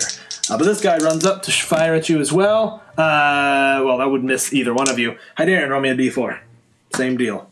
This one's on Enid. Enid, what's your armor class? That's high. That's a miss. It's quite high. This guy rushes forward, does the same thing. Lid, roll me a d4. 2. On Enid again. gets Enid for 6 damage. Just re-roll it. Roll that. Misses. And I think with that, you guys have enough divine inspirations. I am not going to roll anymore. You all, the wagon is under a hail of bolts from these crossbows as Nami just... and you just tear down the streets. You're like Tear it up. weaving through traffic. And you look behind you and they are disappearing into the shadows. Y'all, I think that's as good a place to stop as I can imagine. So hope y'all had a good time. I had a did. good time. Nice. So So I good. have, I've witnessed and I've started a new tradition. I like to go around the table and everyone talk about A, where their character's at, and B, what your favorite moment of the game was. Oh man, this is an old tradition. We just I haven't know, we're done just it in a bringing it while. back. And I'm going to go this way. So I'm starting with you, Coach. I'm putting you on the spot. Favorite moment. Favorite moment was easily the dinner party. I think Coach personally was sitting here wondering where the hell Raven was going with that story. That was awesome. So socially sitting there like, oh, we're about to get literally booed out of a noble party. And she turned it around. I was not expecting it at all. It was wonderful. Yeah. Awesome. And how about Hydarian? Where's his head at right now? I think he's taken the wine that he drank a little bit more seriously than the winemakers were intended. so I think sensitive. that nostalgia, because he hasn't really had a moment to reflect back at home since Waterdeep kind of started snowballing. It's been on the run. He's died already, so I think that's kind of weighing on him a little bit. Yeah. And then spending time with the children right after that, I think really kind of hit him where it hurts. Makes sense. I love it. How about you, Whistler? Now that Whistler's so story is laid bare for all the world. I went ahead and just After 10 episodes. Naked and exposed. That's me. Just tell Lying just like- naked on clutching the your floor. pearls. Is it that I'm torn? I don't know any of the words, but are we not Natalie Cold and he's Imbruglia? scared. And yeah, I'm cold and I am scared. Yeah. Lying naked on the Lying carriage naked on the floor. wagon I mean, floor. I definitely think you having his mom glass you show up in the mirror was my favorite. Making her a little Southern belle, and I also appreciate that you went straight up mom. I really enjoyed that she's straight up a mom in it, not like, do it, maggot, I'm a devil. Just yeah. like still like, are you eating? Like, Yeah. I thought that was great. Still checking up on her boy. I think, I definitely think the dinner party, I think every one of you guys did so good. Everybody had different moments. The tag, I thought was fucking great. The military. The precision. I liked Enid, both how sweet she was with the kids. I liked how mad that she got in there. Obviously, that story for Nami. I also liked being sneaky and calling out Whistler a lot. When you grab both of us, too, with the wine, I really liked that. Yeah, that was good. Whistler's head right now, I think he feels good that he told them. He trusts them. I also think it is a little bit like him doing that psychic blades. I also think there is a level of like, fuck you, mom, I'll fucking prove it to you. Like, Sent a soul right. Then she's busy. Like, oh, Yeah. a gift. I mean, I think he's Almost like with love. I think he's as torn as he is. Like, there is a level where it's like, I mean, you could straight up be a king of hell. But he's like, he knows he doesn't want to do that. I think knowing those kids were bargained up to some degree, he's incredibly upset and actively thinking about what to do. I also think Pretty foul. I think he's mostly like, yo, fuck the castle lanterns, though. Yeah. Yeah. Y'all dig Sean's backstory? That I was do. 100% Sean. He had that plan from long before we started. Yeah. Cool. All right, Lyd, over to you. Where's Enid's head? We know she's extremely upset right now. She is upset. What and was your favorite moment? not winter upset where she's sad. She's mad. Yeah, she's Like, the angry kind of upset. She is the angry upset. You know, she was getting mad. I mean, my favorite part, obviously, was just, like, Whistler's big reveal. Oh, you dug that? Yeah. That was awesome. For sure. Also, just trying to constantly think, like, what I would know about that kind of thing. Because, like, being in spring for so long, like, I always feel a little bit naive and stupid, but have to remember, like, I'm not, you know? Mm-hmm. So I think that she's right now just getting mad and like feels pretty good about it, you know? Yeah, I like it. It's a righteous Got anger. Yeah, a it is. righteous fury. It is, but like at the same time, like she knows that Whistler opened up about that because he trusts us. And so she's not like questioning their friendship or anything. In fact, like she probably feels closer to them Yeah, because of that. makes sense. But it also, I think, is solidifying like her decision to leave the Feywild to like come out and find adventure. Like she's a little bit like, oh fuck, what did I find about the world? I like it. But yeah. Cool. Awesome. I loved Enid getting mad. All right, Raven. Last but certainly not least. Favorite moment was definitely Whistler's mom. I don't know. I just got so delighted with how you played her, and I wasn't expecting that accent, and it was just perfect. It kind of worked, so didn't it? It worked. It worked It was for a just, devil. it caught me off guard, which is Yeah. what I felt like a devil's Yeah. demeanor Southern should. devil. It makes you uncomfortable. You Yeah, know? it just made me 'Cause it's uncomfortable. sweet and saccharine and sinister. Yeah, In a way. and I loved everything about her and their interaction, and that was my favorite part. And then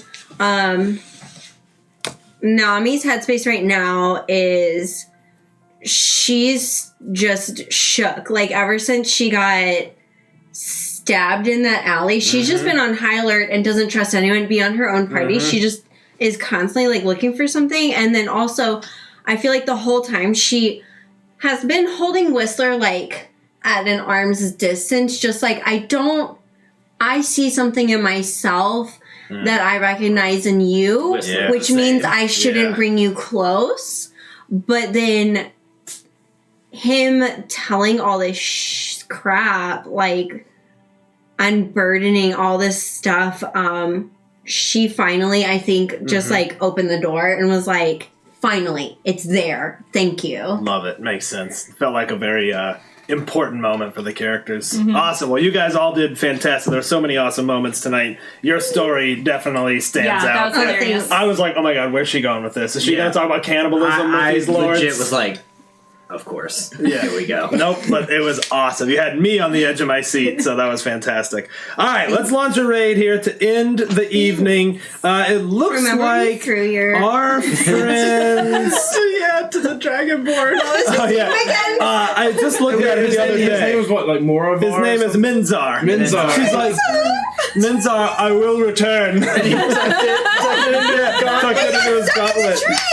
Nice. I had to go back and clip that. I forgot. That was great. All right, we're going to raid Mini Terrain Domain. mini terrain domain. Mini terrain domain. And we will see y'all Tuesday night with regular game. We've got a Mac Marches game tomorrow night, Monday. And then we'll be back Sunday with more Waterdeep for the conclusion of the Treaty of the Tiger King. It's been a fun one. I like it. I'm really enjoying I'm it. kind of sad that we'll be leaving him. I know. Yeah, you he's just pretty stay with great. the king. In fact, man, we're not doing the heist, man. Let's just go to troll with the king. Yeah, We're We're seriously. gonna be setting up diplomatic relations for the remainder of this campaign. Hey, we can revisit it. I have plans beyond the heist Beyond? itself. Beyond. All right, see you guys. Thanks again for hanging out with us tonight. We really appreciate Good y'all. night. See ya. Bye, y'all. Raid is launched.